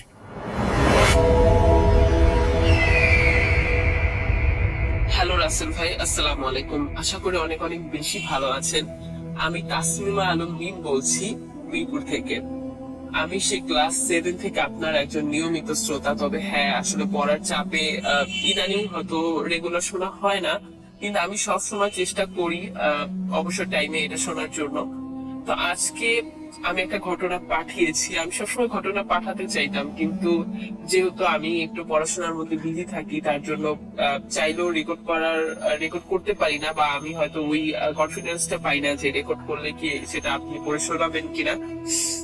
তো যাই হোক, আজকে আমার দ্বিধাদ্বন্দ্ব ফেলে আমি আজকের ঘটনাটা পাঠাচ্ছি, এবং এটা আমার চাচির সাথে ঘটে যাওয়া ঘটনা। 100% একটি সত্য ঘটনা, এবং ঘটে যাওয়া ঘটনা বলবো না, কারণ এটা এখনো ঘটছে, স্টিল ল প্রসেসিং এর মধ্যেই আছে, এটা ঘটেই চলছে। তো আমি ঘটনাটা শুরু করছি। তো ঘটনার শুরুতে আমি বলে নিতে চাচ্ছি, আমার চাচির কিন্তু ওরকম বেশি একটা বয়স না, ওনার বয়স হবে 35 থেকে 36 সামথিং, আমার আম্মুর বয়সী। তো যেটা হয় যে আমার চাচির 22 সাল থেকে মাথায় প্রচন্ড রকমের ব্যথা শুরু হয়, এবং ব্যথাটা আসলে কিরকম, ওনার মাথা ঝাঁকুনি দেয়, প্রচন্ড রকমের ঝাঁকুনি দেয়, এবং মনে হচ্ছে মাথাটার রক ছিঁড়ে যাচ্ছে, এরকম অবস্থা হয়ে যায়। তো আমার আম্মুর কাছে এই জিনিসটা শেয়ার করে চাচি যে এরকম মাথা ব্যথা করছে। আমার চাচি মেশিনেও কাজ করে। তো আমার আম্মু বলে যে তুই যেহেতু মেশিনে কাজ করিস সেহেতু তোর মাথাটা ওই জন্য ব্যথা করতে পারে। তো তারপর যেহেতু অনেকটা বেশি ব্যথা করছে, তো আমার দাদিও বলে যে তুমি ডাক্তার দেখাও। তো আমার চাচি ডাক্তার দেখাতে আসে আমাদের বাসায়, কারণ চাচিরা থাকে হলো আজিমপুরের ওদিকে। তো ওখান থেকে আসলে ভালো ডাক্তার ওরা আসলে পাচ্ছিল না, তার জন্য আমার আম্মু বলে ঠিক আছে মিরপুরের দিকে ডাক্তার আছে, তুমি চলে আসো। দেন আমার আম্মু, আমি হাসপাতালের নামটা উল্লেখ করছি বাট আমার চাচির নামগুলো স্কিপ করে যাচ্ছি। তা আমার আম্মু তাকে নিউরোসায়েন্স একটা হাসপাতালে নিয়ে যায়। নিউরোসায়েন্স হাসপাতাল সবাই চেনে। তো নিউরোসায়েন্সে নিয়ে যাওয়ার পরে ডাক্তার দেখে, ডাক্তার দেখার পরে যে ডাক্তার আসলে কোনো রোগ ধরতে পারেনি। তো ডাক্তার বলছে যে ঠিক আছে, মাথাটা যেহেতু ব্যথা করছে উনি ওষুধ দিয়ে দেয়। তো ওষুধ খেয়ে বেশ ভালো টাকার ওষুধ দেয়। ওষুধ খাওয়ার পরে আমার চাচিটা কিছুটা ভালো ফিল করে, কিন্তু মানে 4-5 দিন পরে যে কে সেই একই অবস্থা।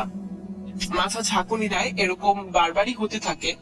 তো তারপরে জিনিসটা আসলে অনেক অনেক বেশি বেড়ে যায়। তো সবাই বলে যে ঠিক আছে, যেহেতু আমরা সরকারি ডাক্তার দেখাচ্ছি কিছু হচ্ছে না, তাহলে আমরা বেসরকারি ডাক্তার দেখাই।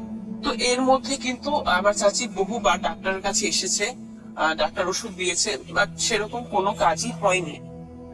তো এই ডাক্তার দেখানোর যে প্রসেসটা চলতে থাকে নিউরোসায়েন্সে, তো এই ডাক্তার দেখাতে দেখাতে 22 সালটা কিন্তু শেষ হয়ে যায়। তো 23 সালের সময়ও 2-3 বার চাচি আসে, দেখায়, ডাক্তার ওষুধ বদলে দেয়, এভাবেই চলতে থাকে। তো চলতে থাকার পরে 23 সালের আমার মনে আছে যে ফেব্রুয়ারি মাসে চাচি তখন একটা প্রাইভেটে ডাক্তার দেখায়। তো প্রাইভেটে ডাক্তার দেখানোর পরে উনি যেহেতু আমার চাচি আমার দাদিকে নিয়ে গিয়েছিল, আমার দাদিও এক্সপ্লেন করতে থাকে ওনাকে যে এরকম এরকম হচ্ছে, ডাক্তার কি করা যেতে পারে। তো সেই সময় ডাক্তারও শুনে হাসছে, এটা আবার কিরকম রোগ, কিভাবে মাথায় ঝাঁকি দেয়। তো উনি বলছে ঠিক আছে, যে আপনাকে আমি ওষুধ লিখে দিচ্ছি, ওষুধে যদি কাজ না হয় সেক্ষেত্রে আপনাকে সিটি স্ক্যান করাতে বলে আমার চাচিকে। তো আমার চাচি সেরকম প্রসেসিং শুরু করে, উনি সিটি স্ক্যান করাবেন। তো এর মাঝে আমার চাচিকে একজন বলে যে তুমি তো অনেক ডাক্তার দেখিয়েছো, তাহলে একটা কাজ করো, যে আমাদের ওখানে একজন ভালো হুজুর আছে, তুমি হুজুরকে দেখাও। তো এই যে হুজুরকে দেখানোর কথা হয়, তো তার চাচি বলে যে ঠিক আছে, ডাক্তার তো অনেকেই দেখালাম, তাহলে হুজুরকেই দেখাই। সেটা হলো আমার চাচির আমার দাদি যে বোন, উনি বলে। তো ওনারা একটা খোঁজ দেয় যে এই হুজুরের কাছে যেতে। আমি আসলে লোকেশনটা উল্লেখ করতে চাচ্ছি না, কিছু বলতে চাচ্ছি না, স্কিপ করে যাচ্ছি। তো তারপর আমার চাচি সেখানে দেখা, আমার মনে আছে এটা হলো 23 সালের রোজার মাসের ঘটনা, মানে রোজার 2 থেকে 3 দিন আগে। তো চাচি যায়। তো চাচি যাওয়ার পরে যেটা হয় যে উনি দেখার পরে আমাকে চাচিকে বলে যে হ্যাঁ, আপনার সাথে কিছু একটা আছে। তো আমি তার আগে একটু বলে নিতে চাই যে আমার চাচি কিন্তু এর আগে ওনার বেবি হচ্ছিল না দেখে, আমার চাচির একটা মেয়ে আছে, কিন্তু সেটা হলো আমার বয়সে অনেক বছরের গ্যাপ ছিল, আমার চাচু বিদেশে ছিল। তো দ্যাটস ওয়াই এখন যেহেতু বেবি নিতে চাচ্ছিল, বেবিটা হচ্ছিল না, এই জন্য উনি অনেকবার গিয়েছিল যে যারা আসলে এইসব কাজ করে। তো ওরা বলছিল যে আপনার তো এগুলো হওয়ার চান্স খুবই কম, কারণ আপনার সাথে কিছু একটা আছে, বদজিন কিছু একটা আছে। তো চাচি এগুলো আসলে পাত্তা দেয় নাই। স্বাভাবিক ব্যাপার, আমাদের এই সময় এসে অনেকে এগুলো পাত্তা দেয় না, তো চাচিও সেরকম একটা পাত্তা দেয়নি। তো যাই হোক, ওই যখন ওই লোকের কাছে গেল, উনিও সেম ব্যাপারটা বললো। তো সেম ব্যাপারটা বলার পরে উনি বললো যে আপনাকে আমি একটা তাবিজ দিয়ে দিচ্ছি, এবং আপনাকে আমি পানি পড়া দিচ্ছি এবং তেল পড়া দিচ্ছি, এগুলো আপনি এই 7টা দিন আপনি এগুলোই লাগাবেন, এবং আপনার পানির সাথে মিশিয়ে পানি পড়াটা খাবেন।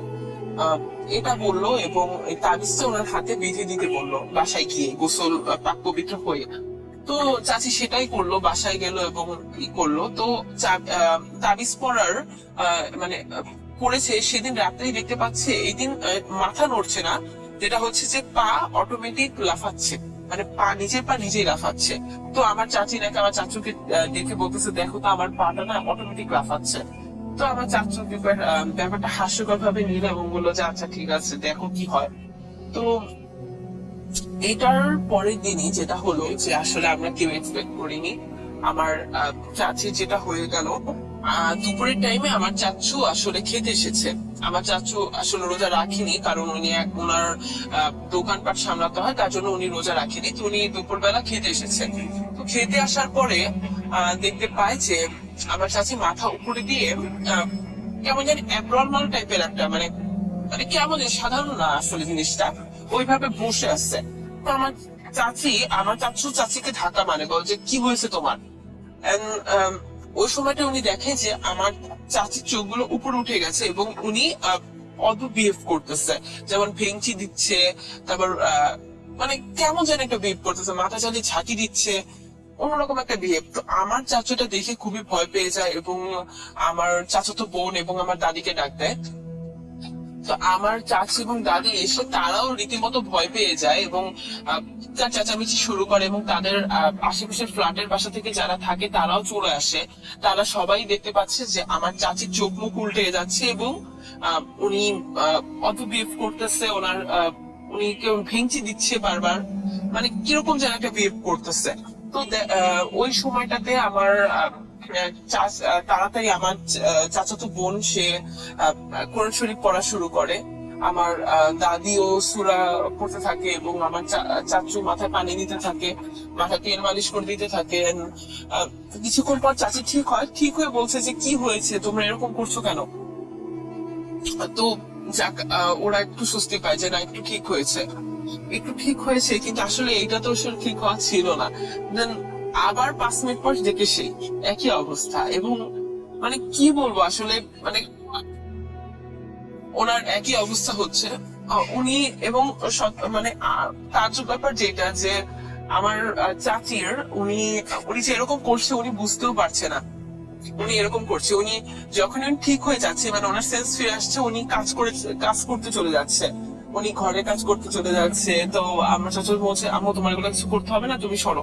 বলছে কেন, কি করতে হবে না, তুই কি করবি নাকি? যেহেতু আমরা একটু শৌখিন, আমরা কাজকর্ম অতটা করতাম না। তো বলতো যে তুই করবি নাকি, তুই করে দে, মানে উনি নর্মাল বিহেভ করতেছে একেবারে। তো ওই দিনটার রাত্রেবেলা আমি কোরআন শরীফ পড়ছিলাম, যেহেতু রোজার মাস ছিল, এবং ওই সময়টাতে দেখি আমাদের বাসায় আমার ফোনে 8টা না 9টা কল আসে, এবং আমি আসলে ভয় পেয়ে যাই, এতগুলা কল আসে, মানে আমার দাদির কিছু হলো কিনা, যেহেতু উনি এইজ একটা মানুষ। তো আমি তাড়াতাড়ি কল ব্যাক করার পরে আমার চাচাতো বোন বলে যে আম্মুর অবস্থা খুবই খারাপ, আম্মু এরকম করতেছে। তো আমরা ব্যাপারটা এতটাই মানে ভয় পেয়ে যাই, কারণ আমরা তো কখনো এগুলো শুনিও নাই। দেন আমার চাচাতো বোন বলে যে ভিডিও কল তো আমি দেখাচ্ছি। তো আমি তাড়াতাড়ি আমার আব্বুকে ডেকে আনি, তারপর ভিডিও কল দিই, এবং যা দেখে আসলেই মানে এটা আসলে কেউ দেখতে চাইবে না। ওনার চোখ মুখ উল্টে যাচ্ছে এবং উনি জাস্ট ভেঙচি দিচ্ছে, মানে ছোট ছেলেমেয়েরা যেরকম ভেঙচি দেয় না, ওরকম ভেঙচি দিচ্ছে উনি। তো দেখার পর তো আমরা তাড়াতাড়ি, আমার মা কান্নাকাটি শুরু করে দেয়, এবং আমি বলি যে কান্নাকাটি করো না, আল্লাহর নাম নাও। তো ওদের প্রতিবেশী যারা ছিল সবাই চলে আসে, এবং আমার দাদি যে বোন ছিল, কাছাকাছি থাকি উনি, 5 মিনিট লাগে, উনিও চলে আসে, উনি হাত পায়ে ডলে দিচ্ছিল। তো আমার আব্বু বলে কি তাড়াতাড়ি ডাক্তার দেখাও গিয়ে। তো আমার চাচু বলে যে এটা কি ডাক্তার দেখানোর রোগ, আপনি দেখেন এটা কেমন হচ্ছে, যে চোখ উল্টে যাচ্ছে, করতেছে, এবং যখনই কোরআন শরীফ পড়া হয় তখন কিরকম একটা বিচ্ছিরি ব্যবহার করে এবং গালিগালাজ করছে। তো আমার আম্মু, আমরা সবাই আল্লাহ আল্লাহ করতে থাকি। দেন রাতের বেলা উনি ঘুমিয়ে যায়, তখন আর কিছুই হয় না।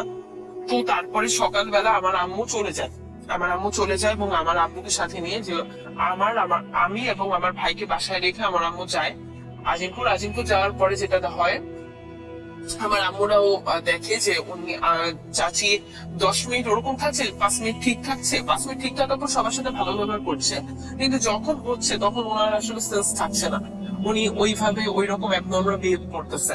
তো ঠিক একটা হুজুর ঠিক করা হয়। এই মহিলার বাড়ি ছিল নদীর ওপার, ওদের আমি আসলে জায়গাটার নাম দিতে চাচ্ছি না, নদীর ওখানে একটা আজিমপুরের লালবাগের ওই দিকে একটা নদী আছে, নদীর ওপার। তো ওইখানে একটা মহিলা থাকে, তো সবাই ঠিক করে ওই মহিলার কাছে নিয়ে যাবে। তো ওই মহিলার কাছে নিয়ে যাওয়া হয় ওই দিনই। তো ওই দিনই নিয়ে যাওয়ার পরে যে একেবারে অবস্থা খারাপ করে দিচ্ছে আমার চাচি, উনি ওইখানে চিল্লাচিল্লি করছে, গালিগালাজ করছে, এবং ওই মহিলার বাসায় গিয়েও নাকি বলছে তুই আমার কিছুই করতে পারবি না, তুই আমাকে বাসায় নিয়ে যা, বারবার এটা বলতে থাকে। তো আমার আব্বু এটা দেখে, আমার আব্বু এগুলোতে বিশ্বাস করে না, তবে আমার আব্বু এটা দেখে আসলে রীতিমতো অবাক হয় যে এরকম বলার মানুষ আসলে আমার চাচি না, উনি এরকম বিহেভ করতেছে, এরকম কথাবার্তা বলতেছে। ওই মহিলা অনেকক্ষণ চেষ্টা করে, প্রায় 2 ঘন্টা চেষ্টা করে, কিন্তু কোনো লাভই হয় না, কিছুই হয় না। তো ওই অবস্থায় চাচিকে বাসায় নিয়ে আসা হয়। ওই মহিলা কিছু করতে পারে না, তার জন্য উনি কোনো সম্মানীয় নেয় নাই। তো তারপরে ওদের পাশের প্রতিবেশী একটা সাধক না কি যেন একটা বিশ্বাস করে, আসলে ওই সময়টাতে যে যা বলেছে তাই করা হয়েছিল চাচিকে সুস্থ করার জন্য। তো ওই সাধক নাকি একটা ওনার কাছে নিয়ে যাওয়ার পরে উনি নাকি কি একটা চাচির মাথায় ছুঁয়েছিল, চাচি নাকি জ্বালা পোড়া শুরু হয়ে গেছে একেবারে।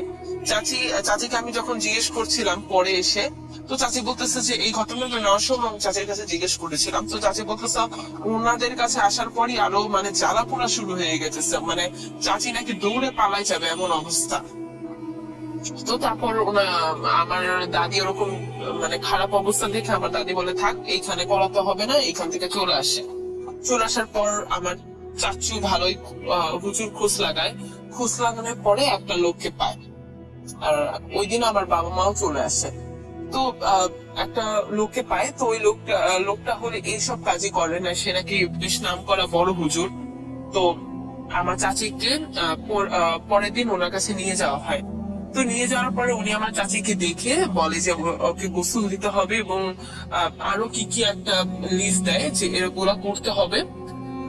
তো এগুলা করার জন্য তো উনি 6,000 টাকার একটা মানে যেটা বলে আসলে যে ওনাদের যেন কি একটা থাকে ওইটা চাইলো।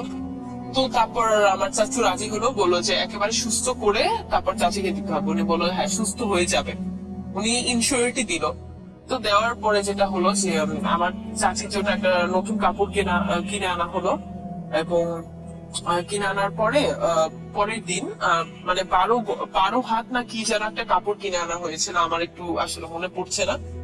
তো আমার চাচিকে পরের দিন উনি সময় দিল, ওই সময় অনুযায়ী নিয়ে যাওয়া হলো। নিয়ে যাওয়ার পরে ওনার একটা মুরগি কেটে ওইটা রক্ত দিয়ে ওনাকে গোসল করানো হলো এবং ওনাকে একটা শাড়ি পরানো হলো, শাড়ি বা একটা কাপড় জড়িয়ে দেওয়া হলো আর কি, 12 হাত সামথিং কিছু একটা। তো দেওয়ার পরে আমার চাচি যেটা বললো যে উনি নাকি ওই পানিটা মাথায় পড়ার পরই একেবারে সুস্থ, এবং উনি বলছে যে আমার মাথার ভিতর মানে একটা বোঝা ছিল, বোঝাটাকে নামিয়ে দেওয়া হয়েছে, মানে এত সুস্থ হয়ে গেছে উনি। তো আম্মু মানে ওনাকে যে প্রসেস করা ছিল সেটা করে বাসায় নিয়ে আসা হলো, তখন আম্মু কল দিয়েছে, তখন এগুলো বললো। তো তারপরে ওই হুজুর ওনাকে আমার চাচুকে 3 থেকে 4টা তাবিজ দিয়েছিল। একটা হলো কবরস্থানে পুঁততে হবে, একটা শ্মশান ঘাটে পুঁততে হবে, তারপর 3 দিনের একটা 100টা বড়ি দিয়েছিল, মানে বড়িটা নিজেদেরই বানাতে হবে, উনি লিখে দিয়েছিল আয়াত ম্যান। তো ওগুলা ওই বড়ির ভিতর ঢুকিয়ে তারপরে আটার দলা তৈরি করে সেগুলো নদীর মাঝখানে ফেলতে হবে, পাশেও ফেলা যাবে না, একেবারে মাঝখানে। তো এবং একটা ঘ্রাণ নিতে মানে একটা ধোয়ার মতো ঘ্রাণ নিতে বলেছিল, উনি সবকিছু বানিয়ে দিয়েছিল আর কি। আর তাবিজ গুলা আমার চাচুকে বসে পুঁতে দিতে। তো আমার চাচু লোক ঠিক করে সেগুলা যেসব জায়গায় বলে যে খ্রিস্টানদের আরো কোথায় কোথায় যেন পুঁততে বলছিল, ওগুলা চাচু টাকা দিয়ে মানুষ দিয়ে পুঁতায় দিয়েছিল আর কি। আর যেগুলা ছিল এমনিতে মানে রিচুয়াল গুলা যেগুলো বলতেছিল যে নাক থেকে শ্বাস টানতে হবে, তারপর 3 দিন ওই বড়িগুলা মাঝখানে ফেলতে হবে, সেগুলো আমার চাচাতো বোন আমার দাদি একসাথে করে ওই বড়ি বানিয়ে তারপরে মাঝখানে ফেললো, এবং 41 দিন ওনার বাইরে বেরোনো বন্ধ ছিল। তো যেহেতু রোজার পরে ঈদ ছিল সামনে, তো চাচি এবং আমার চাচাতো বোন থেকে শুরু করে কেউই বাড়ি যেতে পারে নাই। তাও আমরা মানে ই করছিলাম যে না, চাচি সুস্থ হয়ে গেলে তো যেতে পারবে, সমস্যা নেই। 40 দিনের মধ্যে মোটামুটি চাচি ভালো ছিল কিছুদিন, এবং তার মাথায় বেশ মারাত্মক ভাবে ঝাঁকুনি উঠতো, কিন্তু সেটা হুজুর বলেছিল আস্তে আস্তে কমে যাবে। কিন্তু উনি হুজুর আরেকটা কথা বলেছিল যে এরা নাকি অনেকজন জিন আছে এবং এরা নাকি চাচিকে ছেড়ে যেতে চাচ্ছে না, এরা নাকি দূর থেকে চাচিকে আসলে করতেছে, এবং এরা নাকি অনেকদিন আগে থেকেই চাচিকে ধরছিল আর কি, যেটা বলে যে জেনে ধরা সামথিং, ওরকম ধরছিল। তো এটা সহজে আসলে যাবে না, যেটা অনেক সময় লাগবে, আর এরা চাচির সাথেও নেই যে এদের বন্ধ করবে। তো আসলে এইসব বিষয়ে তো আমাদের সেরকম কোনো জ্ঞান নেই, তাই আমরা আসলে এই বিষয়ে ওনারা যেটা বলবে সেটাই হয়তো সত্যি, আমরা ওরকম জানিও না। তো এই 41 দিন পর আমার চাচি মোটামুটি একটু সুস্থ, এবং ওনার হাতে পায়ে মাজা থেকে শুরু করে পুরো শরীরে ছিল তাবিজ দিয়ে ভরপুর এমন অবস্থা। তো তারপর আমরা আল্লাহর কাছে এইটাই প্রার্থনা করছিলাম যে আল্লাহ যেন ওনাকে সুস্থ করে দেয়। মোটামুটি সুস্থ হলো, এবং এরপরে যেটা হলো যে আমার চাচি তখনও সুস্থ হয় নাই পুরোপুরি, কিছুটা ভালো কিছুটা খারাপ এরকম। কুরবানির ঈদ এসে গেল। তো কুরবানির আসার পরে যেটা হলো যে আমরা সবাই বাড়ি যাব, এইবার চাচিও বাড়ি যাবে। ওই হুজুরের কাছে কন্ট্যাক্ট করলো, হুজুর বললো হ্যাঁ বাড়ি যেতে পারবে। তো বাড়ি আসলো, বাড়ি আসার পরে যেটা হলো যে ওনার বাড়ি আসার 2 থেকে 3 দিন পরে ওনার অবস্থা আবার খারাপ হয়ে গেল, এবং এমন খারাপ হলো ওনার দাঁতের সাথে লেগে ওনার একদম খিচুড়ি উঠে যায় এমন অবস্থা হয়ে গেল। আমরা তো খুবই ভয় পেয়ে গেলাম যে এই অবস্থা কিভাবে হলো। এবং আমরা বাড়িতে বসে কিছু হুজুর দেখালাম, তো ওনারা বলতেছে যে ওনারা একই সেম কথাই বলতেছে যে হ্যাঁ এটা ঠিক হয়ে যাবে, হ্যাঁ আমাদের বসতে হবে। মানে আসলে আমি এটা বলতে চাই না, কিন্তু বলতে হচ্ছে। মানে বেশিরভাগ লোকই টাকা লাগবে, এটা লাগবে, ওটা লাগবে, টাকাই আসলে বেশি। আসলে এই লাইনে ভন্ডই বেশি, এটা আমরা বুঝে গেছিলাম। কারণ এর মাঝখানে আমি আরো অনেক কিছু উল্লেখ করিনি, এর মাঝখানে আরো অনেক কিছু দেখিয়েছে। তো তারা আসলে টাকা টাকা টাকা এটাই বলতেছিল। তো মানে ভুয়াবারটাই বেশি এখানে এই লাইনটাতে। তো এই অবস্থা হওয়ার পরে একেবারে চাচির নিস্তেজ হয়ে যায়, চোখ থেকে পানি পড়া শুরু হয়, অবস্থা একেবারে খারাপ হয়ে যায়। তো আধা 1 ঘন্টা পর চাচি একটু উঠে একটু সুস্থ, মানে তখন মনে হয় যে একটু সুস্থ। তো তারপরে আবার যেটা হলো যে এই কুরবানির ঈদে যেহেতু এই অবস্থাটা হলো, 23-এর কুরবানির ঈদে, তো আমার চাচু বললো যে ঠিক আছে ওই হুজুর দ্বারা কিছু হবে না, নতুন হুজুর দেখাবো। ওই হুজুরের কাছে আরো 3-4 বার গেছে উনি, মানে এরকম তাবিজ বদলে দেয়, পানি বদলে দেয়, একই সেম কাজ করে, বাট কোনো লাভই হচ্ছিল না। তো তারপর কুরবানির ঈদের থেকে যাওয়ার পরে চাচির অবস্থা আরো খারাপ হতে থাকার পরে আমার চাচু ওনাদের যে বাড়িওয়ালা বললো যে আমার কাছে একজন হুজুর আছে, খুবই ভালো, এইসব কাজই করে, তোমরা দেখাতে পারো। তো আমার চাচু যেহেতু সুস্থ করতে হবে তার জন্য ওনার কাছে নিয়ে গেল। তো উনি দেখে বললো হ্যাঁ আমি এটা পারবো, 100% ঠিক হয়ে যাবে, আমাকে 12,001 টাকা লাগবে, 12,001 টাকা। ওই জিনদের নাকি উনি উপস্থিত করিয়েছিল। যাই হোক, ওই জিনরা বলতেছে ওনাকে নাকি ওখান থেকে ধরছে, এখান থেকে ধরছে, মানে নানা রকমের কথা আর কি। যে গেছিল ওই আমার আরেকটা যে দাদির বোন, উনি গেছিল, তো ওই দাদিকে বলছে যে এরকম এরকম লাগবে। উনি বলছে ঠিক আছে, যা লাগে নেন, আপনারা ওকে ঠিক করে দেন, এরকম আর কতদিন চলবে। তো তারপর আমার চাচু ওনার সাথে কন্ট্যাক্ট করে এবং উনি বলে যে 12,001 টাকা লাগবে। যাই হোক, 12,001 টাকাতে সব ঠিক হয়ে যায়। মানে ওই সময়টাতে এতটা আমরা হেল্পলেস ছিলাম যে আমাদের যে যেটা বলছে আমরা সেটাই করছি। টাকার মাওয়াটাও আসলে ছেড়ে দেওয়া হয়েছিল তখন, যে সুস্থ হোক। তো তারপর ওই লোক কত মন জানি দুধ কিনতে হবে 12,000 টাকার মধ্যে দিয়ে উনি সব করে দিল ওনার ওই জিনিসটা। এবং উনিও নতুন তাবিজ দিল এবং বললো যে এতদিন 40 দিন বের হতে পারবে না, উনিও বলে দিল। আর উনি নাকি বোতলে ভরলো, জিনগুলো বোতলেও ভরেছে উনি একদিন ওই চাচিকে এনে হাজির করে। কিন্তু তারপরও চাচির অবস্থা আসলে পরিবর্তন হলো না। চাচির অবস্থা হ্যাঁ একটু সুস্থ, একটু ভালো, মানে ওই যে একেবারে ভেঞ্চি দিচ্ছে, দাঁত মিটিয়ে যাচ্ছে, ওই অবস্থাটা হলো না। কিন্তু ওনার যে মাথা ঝাঁকুনিটা ওইটা বন্ধ হলো না। এবং আমি এটা একদম রিসেন্ট একটা ঘটনা, এটা নভেম্বরের ঘটনা আমি বলতে চাই যে আমার চাচি নভেম্বর মাসে আমার মামার বাসায় গিয়েছিল মিরপুরের এদিকে। তো আমরা রাত্রে গিয়েছিলাম, তো আস্তে আস্তে আমাদের 11টা 11:30 বেজে যায়। রাতের বেলা আমরা চাচির যেহেতু রাতের বেলা বের হয় মানা, কিন্তু যেহেতু ওই দিন আসলে একটা অনুষ্ঠান ছিল এবং আস্তে আস্তে লেট হয়ে গেল, তো ওই দিন চাচির এসে এমন খারাপ অবস্থা হলো আমি কখনো দেখি নাই।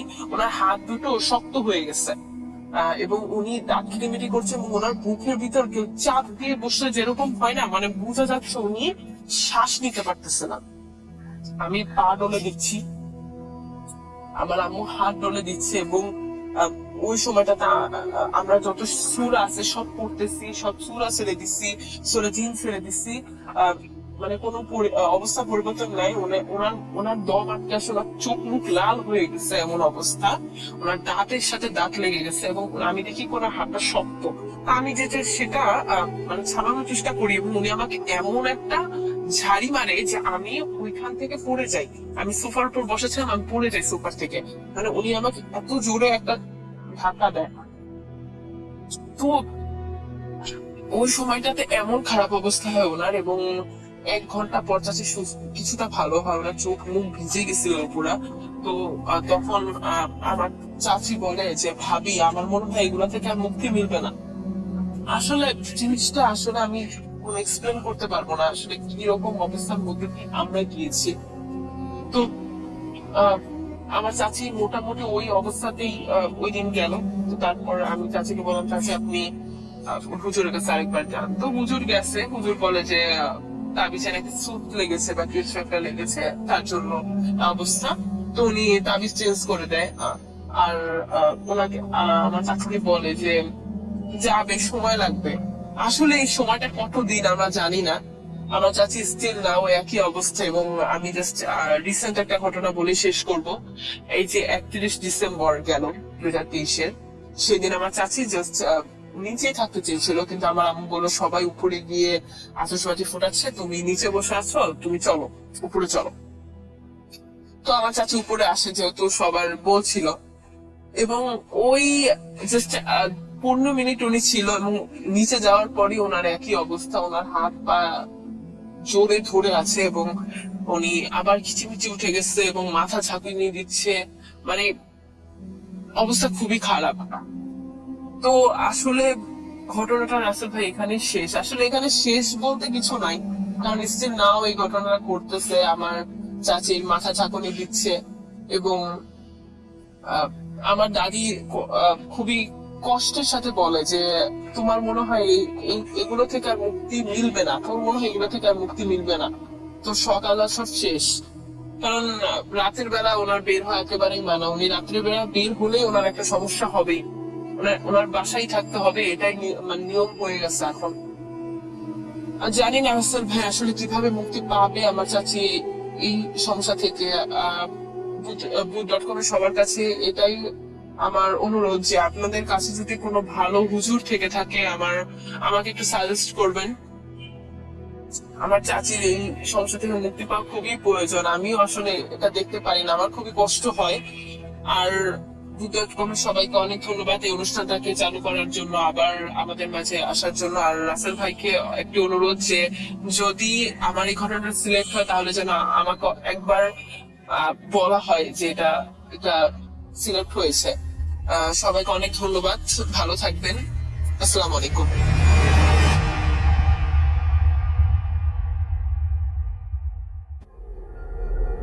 Spirit, be here with me.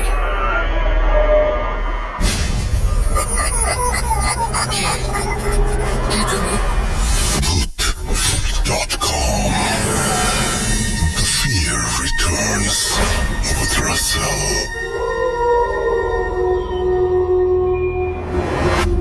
আরো একবার আপনাদের সবাইকে স্বাগত জানাচ্ছি আমি রাসেল। আশা করছি আপনারা সবাই ভালো আছেন, ভালোর দলে আছেন। আমিও ভালো আছি আর ভালোর দলে আছি। যারা এখনো পর্যন্ত আমাদের ইউটিউব চ্যানেলটি সাবস্ক্রাইব করেননি, অনুগ্রহ করে সাবস্ক্রাইব করে নেবেন এবং অবশ্যই বেল আইকনটি ক্লিক করতে ভুলবেন না। আমরা চলে যাব আমাদের পরবর্তী ঘটনায়। আশা করছি প্রথম থেকে শেষ পর্যন্ত শুনবেন, সাথেই থাকবেন আমাদের। চলুন শুরু করা যাক।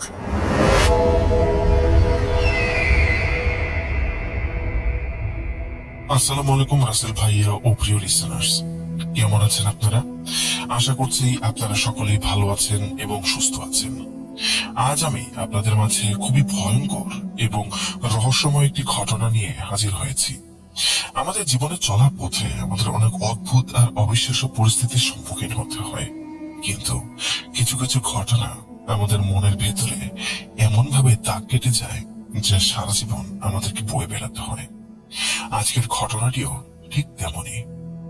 রাসেল ভাইয়া এবং ভূত.কম টিমকে অসংখ্য ধন্যবাদ আমাকে এই প্ল্যাটফর্মে কথা বলার সুযোগ দেওয়ার জন্য। আপনাদের এই ভালোবাসার জন্যই বারবার ফিরে আসি নতুন সব ঘটনা নিয়ে। ঘটনার ভেতরে কোনো ভুল ত্রুটি থাকলে দয়া করে ক্ষমাসিন্ধু দৃষ্টিতে দেখবেন। চলুন প্রিয় লিসেনার্স, আর কথা না বাড়িয়ে আজকের মূল ঘটনায় প্রবেশ করা যাক। আজকের ঘটনাটি শেয়ার করেছেন আসিফ হাসান নামের এক ভাই। আমি সিফাত আলম আপনাদেরকে ঘটনাটি তার ভাষাতেই বলার চেষ্টা করছি। ঘটনাটি যখন ঘটে তখন আমি নিতান্তই একজন কিশোর, বয়স আর কতই হবে, এই ধরুন 16 কি 17 বছর। আমাদের পরিবারটা বেশ বড় সড়ো, আমরা মোট 5 ভাই। ছোটবেলা থেকে আমাদের পরিবার ধর্মের প্রতি একটা গভীর অনুরাগ অনুভব করতেন, যার কারণে আমাদের 5 ভাইয়ের মধ্যে 3 ভাই কোরআনের হাফেজ। আমি আর আমার বড় ভাই ওয়াসিম তখন হিফজ করছিলাম। সারাদিন কোরআন নিয়ে পড়ে থাকতাম। দুনিয়ার অন্য কোনো দিকে খেয়াল করার মতো সময় বা সুযোগ কোনোটাই আমাদের ছিল না। দিনটা শুধু কোরআনের আয়াতগুলো বুকের ভেতর গেঁথে নেওয়ার এক অদ্ভুত সাধনা। তখন আমরা ঢাকায় থাকতাম। আমাদের পরিবারের খুব কাছের একজন বন্ধু ছিলেন, আমরা তাকে মাহমুদ সাহেব বলে ডাকতাম। মাহমুদ সাহেব পেশায় ছিলেন একজন অনেক বড় ব্যবসায়ী। প্রপার্টি আর রিয়েল এস্টেট ব্যবসার জন্য তিনি এক কথায় এক জায়ান্ট। ঢাকা শহরে তার বেশ কিছু প্রজেক্ট আর বিশাল সব অ্যাপার্টমেন্টের বিল্ডিং এর কাজ চলত। মাহমুদ সাহেবের বয়স তখন 65-র কাছাকাছি। ওনার স্ত্রীর নাম সামিরা। সামিরা আন্টির বয়স ছিল মাত্র 28 বছর, অর্থাৎ মাহমুদ সাহেবের বয়সের অর্ধেকের চেয়ে কম। ওনার একটি কন্যা সন্তান ছিল, নাম মোনা। সামিরা আন্টি আমার আম্মুর খুব কাছের বান্ধবী ছিলেন, আর মাহমুদ সাহেব ছিলেন আমার আব্বুর ভীষণ ভালো বন্ধু। ওনাদের আগে বাড়ি ছিল ইন্ডিয়ায়, তবে ওনারা খাঁটি মুসলমান ছিলেন এবং ব্যবসার খাতিরে বহু বছর ধরে বাংলাদেশে স্থায়ীভাবে বসবাস শুরু করেছিলেন। ওনাদের বাড়িটা ছিল গুলশানে। ঠিকানাটা এখন আমার স্পষ্ট মনে আছে। বিশাল বড় আর রাজকীয় একটা বাড়ি। বাড়ির ভেতরে ঢুকলেই মনে হতো কোনো প্রাসাদে যেন চলে এসেছি।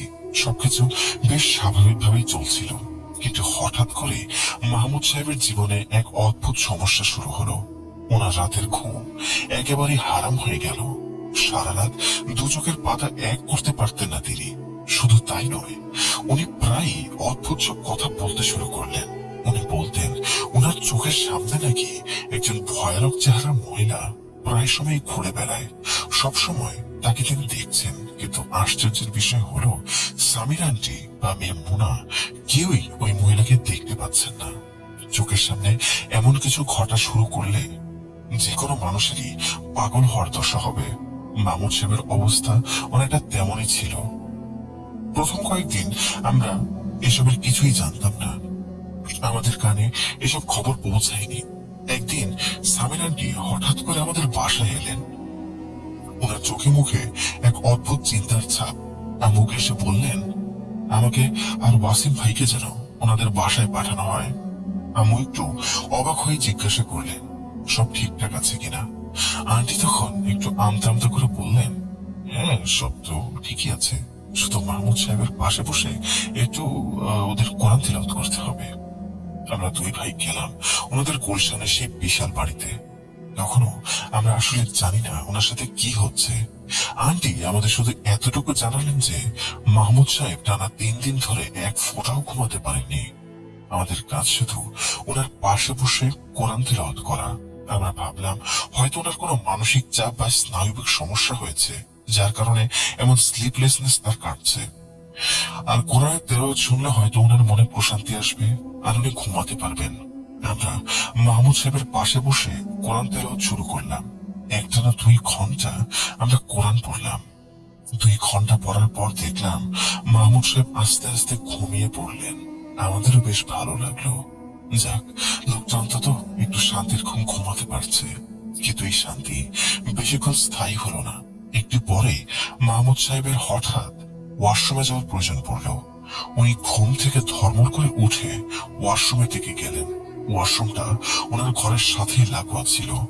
উনি বিছানা থেকে ওঠার সাথে সাথে করে চিৎকার শুরু করলেন। ওনার চিৎকার শুনে আমরা ঘাবড়ে গেলাম। উনি আঙ্গুল তুলে ঘরের কোণে দেখিয়ে বলতে লাগলেন ওই তো সে এখানে দাঁড়িয়ে আছে। কিন্তু আমরা যেই দিকে তিনি আঙ্গুল তাক করেছিলেন সেদিকে তাকিয়ে দেখলাম কিছুই নেই। পুরো ঘর সম্পূর্ণ ফাঁকা।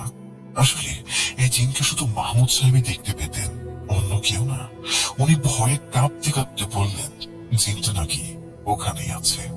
আমরা ওনার অবস্থা দেখে আরো জোরে জোরে কোরআন তিলাওয়াত করতে শুরু করলাম।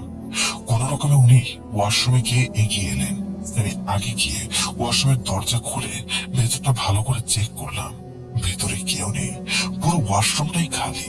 আমি ওনাকে আশ্বস্ত করলাম ভেতরে কেউ নেই। উনি নিজেও দরজা ফাঁকা করে উকি দিয়ে দেখলেন। যখন নিশ্চিত হলেন যে ভেতরে আসলেই কেউ নেই, তখন তিনি ভেতরে ঢুকলেন। দরজাটা বন্ধ করার কয়েক সেকেন্ডের মধ্যেই ওয়াশরুমের ভেতর থেকে একটা গগন বিদারী চিৎকার ভেসে এলো। আমরা কিছু বুঝে ওঠার আগেই মাহমুদ সাহেব দরজা খুলে পাগলের মতো বাইরে ছিটকে বেরিয়ে এলেন। উনি চিৎকার করে বলতে লাগলেন জিনটা দরজার পেছনেই নাকি দাঁড়িয়েছিল। ওনার পরন ছিল সাদা রঙের একটা পায়জামা আর পাঞ্জাবি। বাথরুমের ভেতর উনি কয়েক সেকেন্ডের বেশি ছিলেন না, কিন্তু এই কয়েক সেকেন্ডের মধ্যেই ওনার শরীরের অবস্থা দেখে আমাদের চোখ কপালে ওঠার উপক্রম। ওনার পুরো শরীর ঘামে ভিজে চুপচুপ হয়ে গেছে। সাদা পাঞ্জাবি ঘামের কারণে শরীরের সাথে লেপ্টে আছে। মনে হচ্ছিল কেউ ওনাকে বালতি ভরে পানি দিয়ে গোসল করিয়ে দিয়েছে। ঘামের কারণে ওনার শরীরের মাংসপেশি পর্যন্ত বাইরে থেকে স্পষ্ট বোঝা যাচ্ছিল। ভয় আর আতঙ্কে ওনার ব্লাড প্রেশার এমন ভাবে ড্রপ করছিল যে শরীরের সব পানি ঘাম হয়ে বেরিয়ে আসছিল। উনি এতটাই প্যানিক হয়ে গিয়েছিলেন যে বাথরুমের কাজও শেষ করতে পারেননি। সোজা এসে আবার বিছানায় শুয়ে পড়লেন। সামির আন্টি আমাদের বললেন আবার পড়া শুরু করতে। আমরা আবার তেলাওয়াত শুরু করলাম। হঠাৎ মাহমুদ সাহেব বলে উঠলেন জিনটা নাকি ওনাকে বলেছে আমাদের কোরআন পড়া বন্ধ করতে হবে। জিনটা কোনোভাবেই চাচ্ছিল না আমরা কোরআন পড়ি, কিন্তু আমরা তো খামার পাত্র নই, কারণ আমরা কোরআন পড়া বন্ধ করলেই ওনার অস্থিরতা বেড়ে যাচ্ছিল। টানা 3 দিন ধরে ওনার চোখের পাতা এক হয়নি। শুধুমাত্র আমরা যতক্ষণ কোরআন পড়ছিলাম ঠিক ততটুকু সময়ে উনি ঘুমাতে পেরেছিলেন। আমরা আরো জোরে জোরে কোরআন পড়ছি। মাহমুদ সাহেব বিছানায় শুয়ে আছেন, ওনার একটা হাত ওনার চোখের উপর রাখা। চোখ ঢেকে উনি ঘুমানোর চেষ্টা করছেন। আমি আর ওয়াসিম ভাইয়া ওনার দিকেই তাকিয়েছিলাম। হঠাৎ করে উনি ওনার হাতটা চোখ থেকে একটু সরালেন। হাতটা সরানোর পর ওনার চেহারা দেখে আমাদের বুকের ভেতরটা যেন ধক করে উঠল।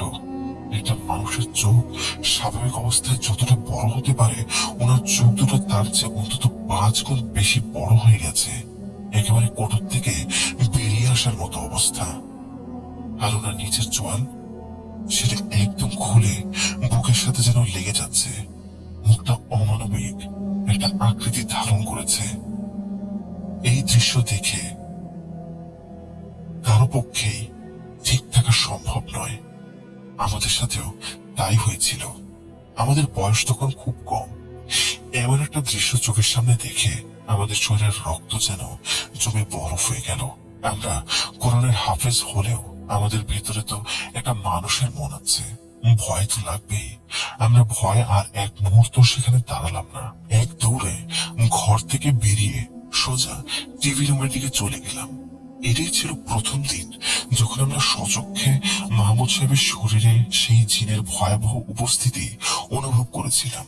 আমরা বাইরে আসার পর সামির আন্টি ওনার পাশেই ছিলেন। জিনটা তখন মাহমুদ সাহেবের মুখ দিয়ে কথা বলতে শুরু করে।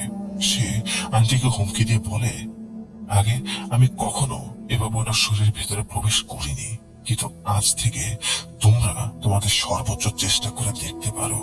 আমিও আমার ক্ষমতা দেখাবো, দেখবো তোমরা কি করতে পারো। এরপর পরিস্থিতি আরো ভয়াবহ হতে শুরু করে। মাহমুদ সাহেবের কোম্পানির প্রায় 800 কর্মচারী ছিল।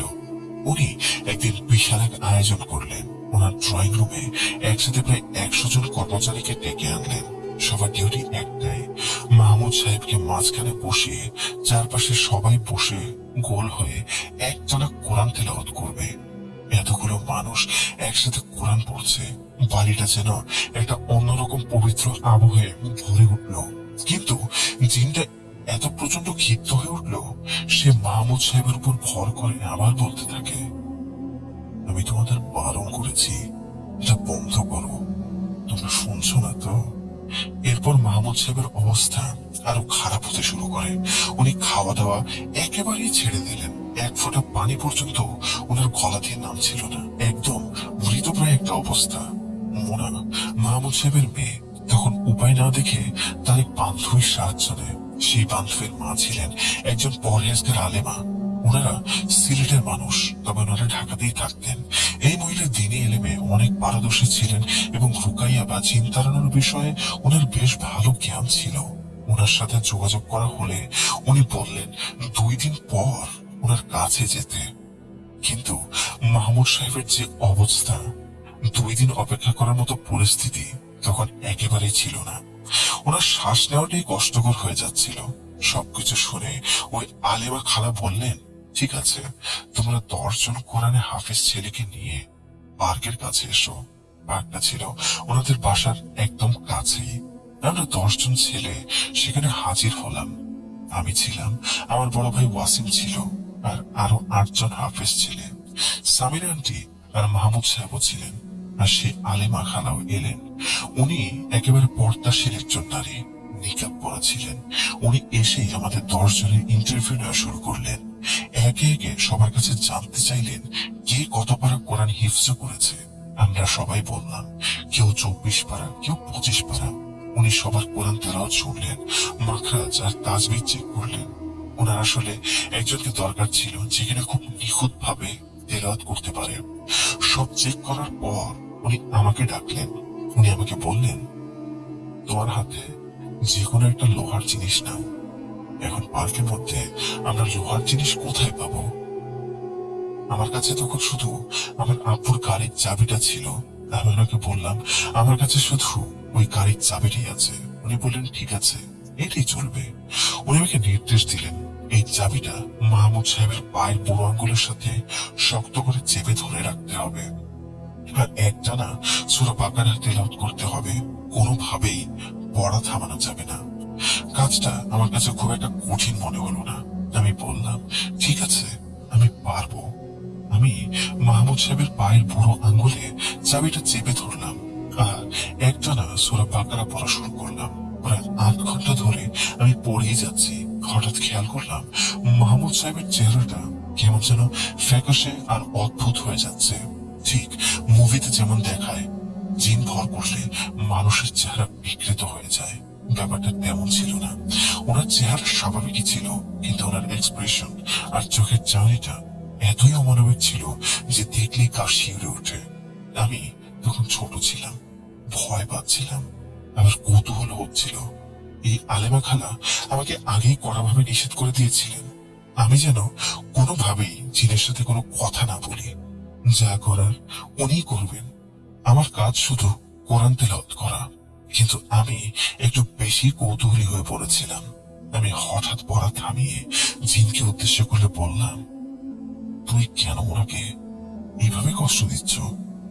কথাটা মুখ থেকে বের হওয়ার সাথে সাথে আলেমা খালা আমাকে সহজের একটা চড় মারলেন। আমি তো হতবাক। উনি ধমক দিয়ে বললেন, আমি তোমাকে আগেই নিষেধ করেছিলাম সরাসরি ওর সাথে কোনো কথা তুমি বলবে না। তুমি কেন কথা বললে? চুপচাপ পড়া চালিয়ে যাও। আমি ওনার ধমক খেয়ে আবার পড়া শুরু করলাম। আলেমা খালা জিনের সাথে কথা বলতে শুরু করলেন।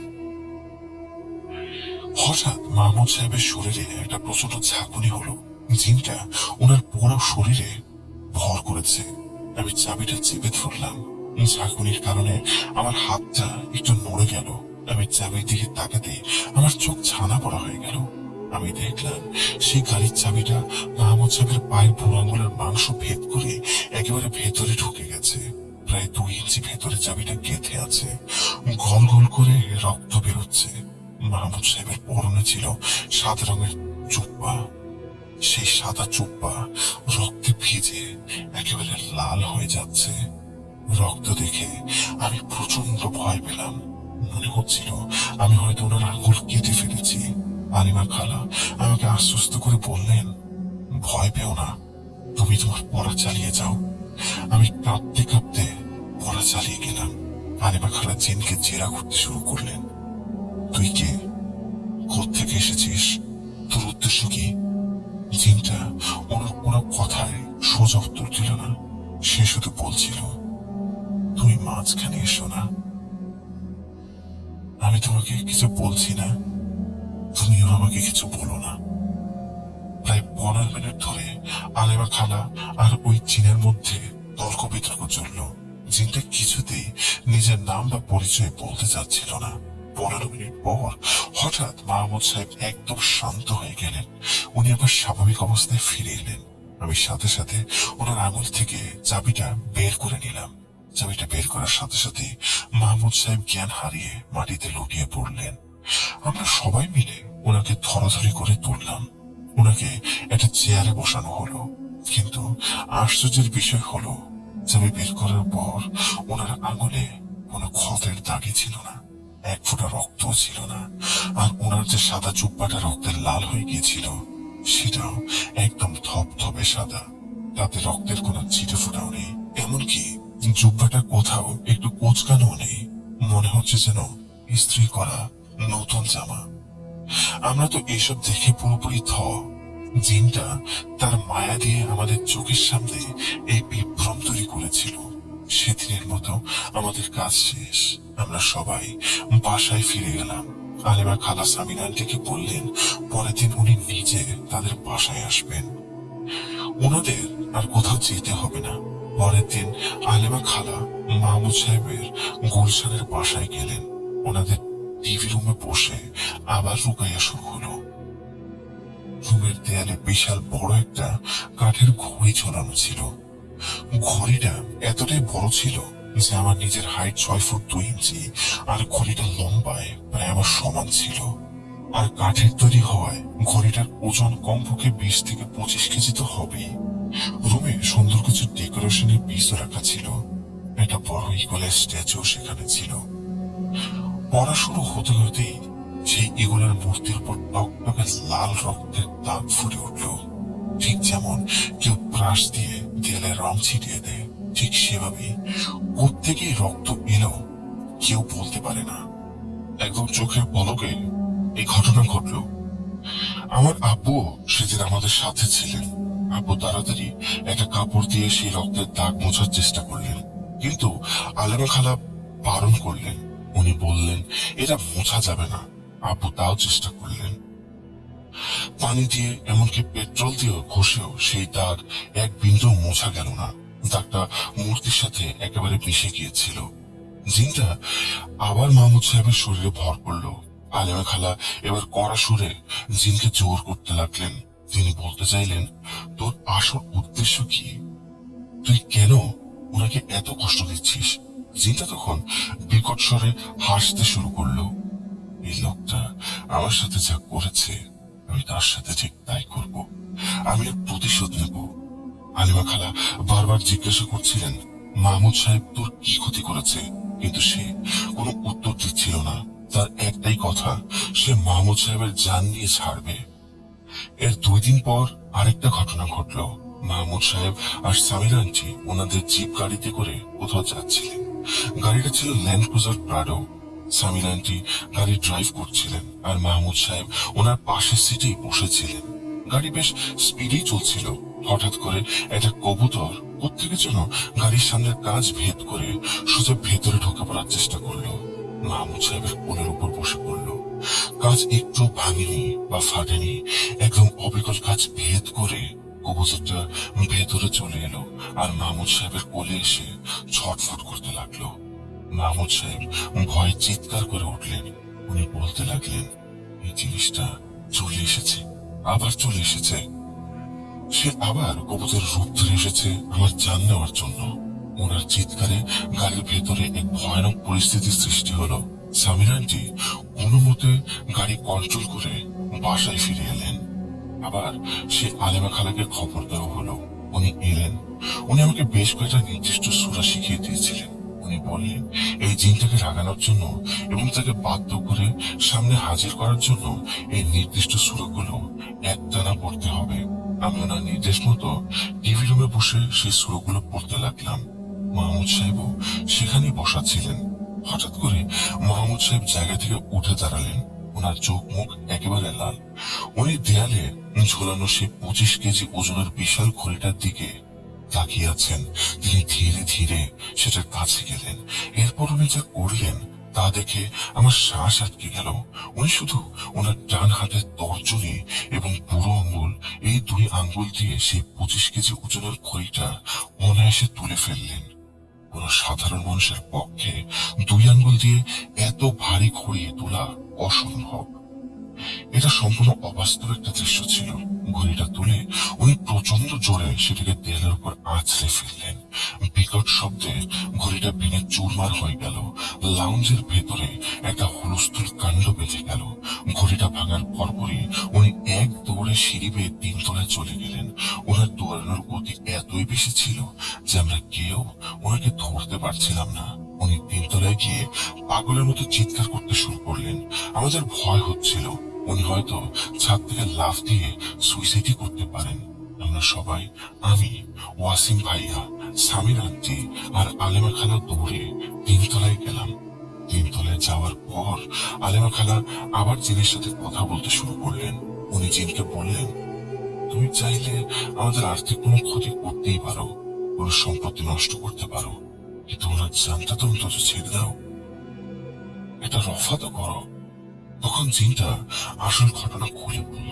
সে বলল, মাহমুদ সাহেব কয়েক বছর আগে একটা পুরানো বিশাল বাড়ি কিনেছিলেন।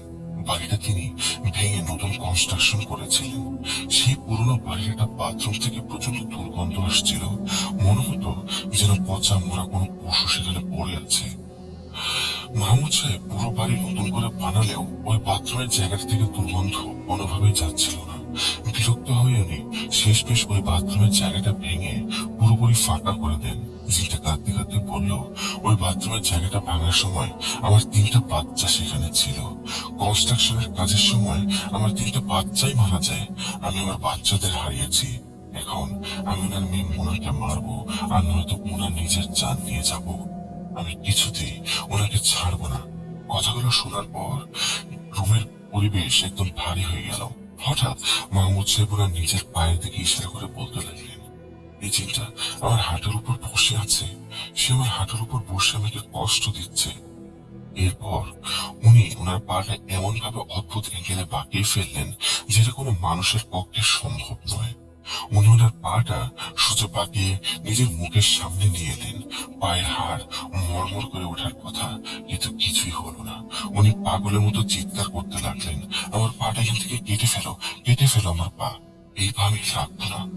রুমের দেয়ালে ডেকোরেশনের জন্য 2টো বিশাল তলোয়ার ঝোলানো ছিল। কেউ যদি বুঝে ওঠার আগে উনি এক ঝটকায় দেয়াল থেকে একটা তলোয়ার টেনে নিলেন। তারপর সেই তলোয়ার দিয়ে নিজের হাঁটুর উপর সজোরে কোপ বসালেন। তলোয়ারটা ওনার হাঁটুর মাংস ভেদ করে একবারে হাড় পর্যন্ত ঢুকে গেল। ফিনকি দিয়ে রক্ত ছুটতে লাগলো। রক্ত দেখে আমরা সবাই জমে গেলাম। সামির আন্টি জীবনের ঝুঁকি নিয়ে দৌড়ে গিয়ে ওনার হাত থেকে তলোয়ারটা ছিনিয়ে নিলেন। মাহমুদ সাহেব মেঝেতে পড়ে গিয়ে ডুকরে ডুকরে কাঁদতে লাগলেন। উনি শুধু একটাই কথা বলছিলেন, আমাকে বাঁচাও, এই জিনটা আমাকে মেরে ফেলবে, এই জিনের হাত থেকে আমাকে বাঁচাও, দয়া করো আমাকে, সে আমাকে মেরে ফেলবে। এর কয়েকদিন পর জিনটা তার প্রতিশোধের প্রথম ধাপ সম্পন্ন করে।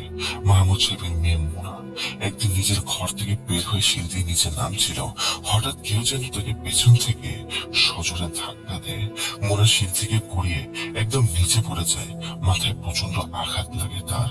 তড়িঘড়ি করে তাকে হাসপাতালে নেওয়া হলে ডাক্তার জানান, আঘাতের কারণে মোনা তার 2 চোখের দৃষ্টিশক্তি চিরতরে হারিয়ে ফেলেছে। এই মর্মান্তিক ঘটনার পর মাহমুদ সাহেবের জীবনে এক অদ্ভুত নীরবতা নেমে আসে।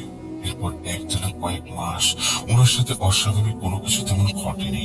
ওনারা সুস্থ হয়ে উঠলেন, স্বাভাবিক জীবনে ফিরে এলেন, অফিস যাওয়া শুরু করলেন। কয়েক মাস পর ওনারা সপরিবারে পবিত্র হজ পালনের জন্য মক্কায় যান।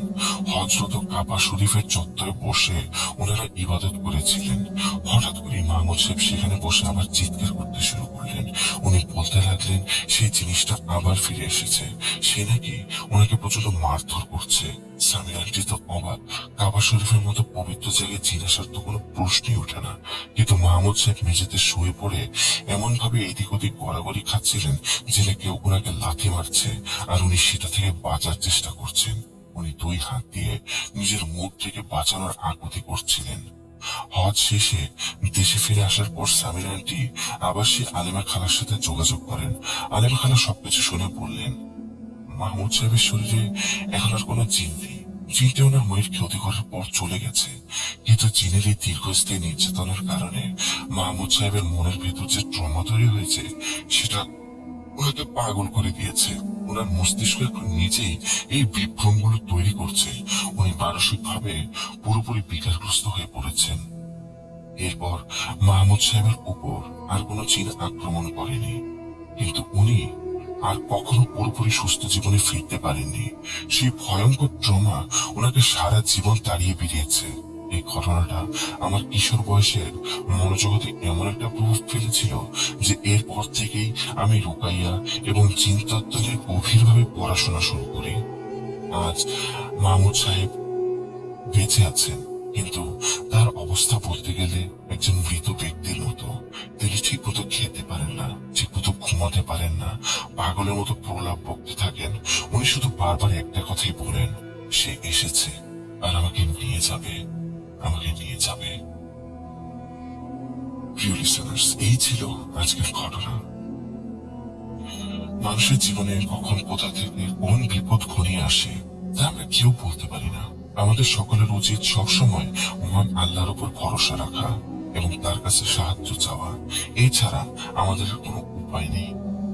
যারা এতক্ষণ ধৈর্য ধরে ঘটনাটি শুনলেন তাদের সবাইকে অসংখ্য ধন্যবাদ। ইনশাল্লাহ খুব দ্রুতই আবার নতুন কোনো ঘটনা নিয়ে আপনাদের মাঝে ফিরে আসবো। ততদিন পর্যন্ত সবাই ভালো থাকবেন, সুস্থ থাকবেন এবং ভূত.com এর সাথে থাকবেন। আসসালামু আলাইকুম, আল্লাহ হাফেজ। আরো একবার আপনাদের সবাইকে স্বাগত জানাচ্ছি আমি রাসেল। আশা করছি আপনারা সবাই ভালো আছেন, ভালোর থলে আছেন। এখনো পর্যন্ত যারা আমার সঙ্গে আছেন তাদেরকে অসংখ্য ধন্যবাদ।